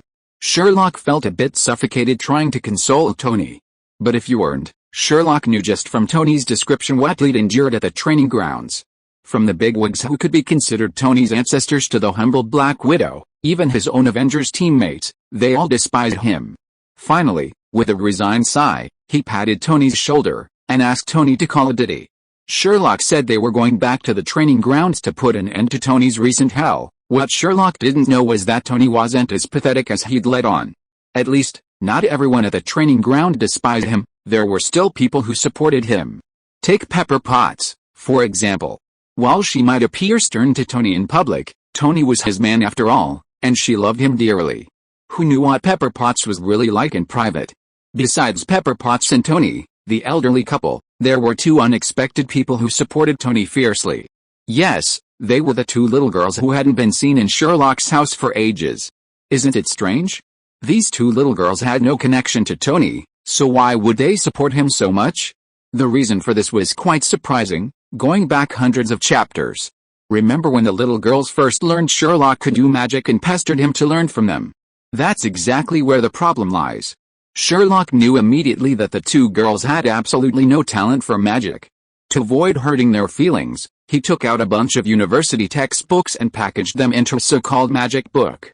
The two girls knew every word in it, but after linking them together, they couldn't understand a single word. This wasn't a joke. If you don't believe me, Liberal arts students can look at specialized engineering textbooks, engineering students can look at philosophy textbooks, philosophy students can look at mathematics textbooks, and mathematics students can look at literature textbooks.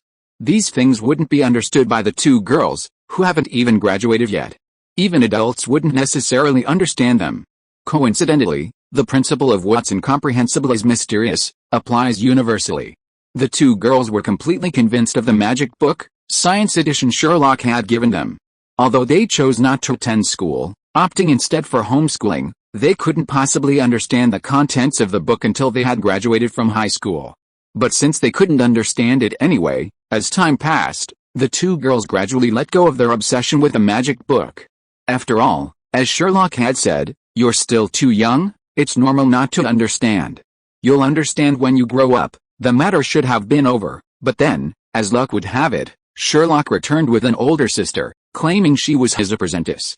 The two girls, believing that as the senior sister who had studied magic with Sherlock earlier, they must take care of their new younger sister, and so they actually took a liking to Wanda. After Sherlock brought Wanda back from Camartage, the two girls became interested in Sherlock's magic instruction. After all, just because they couldn't learn magic due to their age and lack of knowledge didn't mean they wouldn't be curious about it, right? Unfortunately, after Charlotte returned, Wanda's classes were mostly held in his kingdom. The two girls, knowing Sherlock's exact times for Wanda's lessons, couldn't find him. This left them feeling devastated for a long time. However, as the saying goes, there's always a way out. Curious about Spider-Man, Sherlock decided to leave for a few days to visit his former lover and give Wanda an online class. Since it was an online class, it naturally couldn't take place in Sherlock's kingdom. After all, for newbies like Wanda or Quicksilver, many of the items in Sherlock's kingdom could be fatal. This wasn't just Sherlock's alarmism, it was a real concern. Without Sherlock's supervision, he wouldn't have worried about the newbies wandering around Hogwarts. When he first created his kingdom, Sherlock, striving for authenticity, created a one-one replica of the Hogwarts from the movies. He even included relics from the four major schools, a touch of his own collecting habit. This meant that the entirety of Hogwarts Castle was far from as safe as it appeared. Even the offices of the various teachers were fraught with danger for Wanda and Quicksilver. Take Snape's underground potions classroom, for example. The potion ingredients there actually contain something like basilisk venom, capable of destroying Horcruxes. Do you think Sherlock would be comfortable opening the entirety of Hogwarts to them? If they were to stray into the Forbidden Forest, Sherlock would simply collect the bodies of his beloved apprentices. After all, Sherlock had already released numerous magical creatures into the Forbidden Forest to better recreate his Hogwarts, including level 5x dangerous creatures like dragons, thunderbirds, and shrews. So, for the safety of his two apprentices, Sherlock magically sealed off a classroom before leaving a phantom of himself inside, using it as an online classroom for Wanda's classes. As for Sherlock's Kingdom of God, it was felt that the library and the potion materials in the exchange machine were only open to the two of them. Wanda didn't have any idea about this, but the two little girls were very excited. They could finally see how Sherlock taught their little sister how to learn magic. Almost the moment they learned the news, the two little girls started to make a tracking plan overnight, and they had to satisfy their curiosity. But what made them sad was that the plan was perfect, but the reality was very bleak. The two little girls followed Wanda quietly in the early morning of the next day, and then watched Wanda disappear from their sight while walking in the corridor. Chapter 550 The Anger of Two Lawless, Part 2. Such a miraculous scene naturally astonished the two girls, but it also sparked a rebellious spirit in them. Goodness! The more Sherlock hides, the more I want to know what's going on. The two girls weren't pushovers either. They immediately held a small meeting and quickly devised a plan for a magic revelation. First, Lona would spread rumors, aiming to turn Sherlock's hidden classroom into an urban legend within the training grounds, like the old dormitories at every school that were once cemeteries. As for Mindy, well, since she looked more docile, her role was to go to Wanda and extort information about Sherlock's magic to gather intelligence. And, if conditions allowed, she'd try to persuade the three veteran figures Sherlock had brought back to dispel Sherlock's magic. Thanks to the two girls' meticulous planning, the rumor that a hidden magic classroom existed within the training grounds, and if anyone could find it, they could learn the magic passed down by wizards, quickly spread throughout the grounds. Even the trainees at the training grounds, forget about anything else. What ordinary person could resist the allure of magic? Thus, a vigorous demon hunt began. Mindy, on her part, first sought out Wanda. Leveraging her docile appearance, she managed to snag a chance to look at a magic book with her. This time, the book she saw was the genuine, authentic one Wanda had brought from Sherlock's library. Unfortunately, the contents were identical to the one Sherlock had given them. Every word was recognizable, but the connection between them seemed unfamiliar. The two girls, however, were quite cunning, and quickly revealed that they also had a magic book Sherlock had given them. This intrigued Wanda, who immediately offered to examine it. Mindy, naturally, accepted, even flashing a hint of triumph. However, upon seeing the contents of the magic book Sherlock had given them, Wanda was stunned for a moment, her eyes fixed on Mindy with a complex expression. After a long pause, Wanda politely admitted that the spellbook was far too complex and, at her current level, incomprehensible. It made sense, considering Wanda only had a high school diploma or so, understanding all the Muggle knowledge was a joke. But Mindy was incredibly cunning. Having spent years hanging out at the training grounds, Mindy and Lorna had seen all sorts of people and immediately noticed something amiss in Wanda's face. While Mindy remained silent, she secretly began frantically messaging Lorna, urging her to verify the authenticity of the spellbook Sherlock had given them. The method for verifying this was simple. After receiving Mindy's message, Lorna hesitated for a moment before giving up. She immediately packed up all the spellbooks Sherlock had given them and went directly to the Ancient One and the other leaders. From these old men, the two young women learned the true names of the unnamed spellbooks Sherlock had given them. Detailed explanation of advanced mathematics, in-depth applications of quantum mechanics, astrophysics. Even the textbook they'd been hoping for, which Sherlock had described as a detailed explanation of magic circles, was revealed to be actually titled In-Depth Studies of Organic Chemistry. This infuriated the two girls, who immediately turned their attention to Sherlock. They vowed to see what real magic instruction was like. Meanwhile, rumors of a magic classroom were spreading throughout the training grounds. Countless students were desperate to find this mysterious classroom, and some even saw Wanda vanish while walking in the corridor, further fueling the rumors. Naturally, this rumor alerted Odin, the sweeping monk. At a gathering, Odin brought up the story, successfully catching the interest of two powerful magic masters, the Ancient One and Frigga. Surprisingly, they actually went to see it and were highly impressed by Sherlock's magic. According to the two, Sherlock's magic was simple, yet incredibly powerful. The classroom remained exactly where it was, within the building. Sherlock had simply obliterated any knowledge of it from those who attempted to approach it. Only those with magical powers were immune to this shield. It might sound convoluted, but in reality, Sherlock had simply transferred the magic from the entrance of the leaky cauldron. That was all. After the two leaders' explanations, and thanks to the efforts of Price and the others, the rumors gradually died down. The only ones who persisted were the two young girls. They quickly devised a way to exploit the bug. Since the classroom was still there, they knew they had a way to locate it. Even if they had no knowledge of it, simply relying on the data shouldn't be a problem, right? Then, driven a little frantic by their anger, the two young girls used the training ground satellite and the blueprints from the building's construction to begin surveying. They quickly located the classroom's door. However, from the two girls' perspective, it wasn't a door at all, it was just an ordinary wall. So, one night, while Sherlock's phantom clone was resting in the classroom, calmly sitting on the podium, waiting for the original to beam the syllabus, the door suddenly exploded. The two girls, Dusty and Dusty, entered. Upon seeing Sherlock's bewildered face on the podium, they unleashed the laser blades they'd snatched from him and pounced. In no time, they hacked Sherlock's phantom clone into pieces. While they didn't cause any real damage to the clone, it was a relief. Then, the two girls began to judge Sherlock's phantom clone. Up to this point, everything had been normal. But the problem was that Sherlock was a man who loved to watch the fun, and Sherlock's phantom clone naturally had the same personality. Following the principle of watching the fun, the phantom clone could be said to have completely revealed everything Sherlock had done to deceive the two girls. Watching the two girls leave in a huff, the phantom clone's face was filled with satisfaction, and he silently crossed himself mentally. But it's not the phantom clone's fault, is it? The original said it would only be one day, but look, it's been almost a month now. You're out there enjoying yourself, while I'm trapped inside this 3-foot-high podium, unable to even leave. So, original, just wish yourself the best.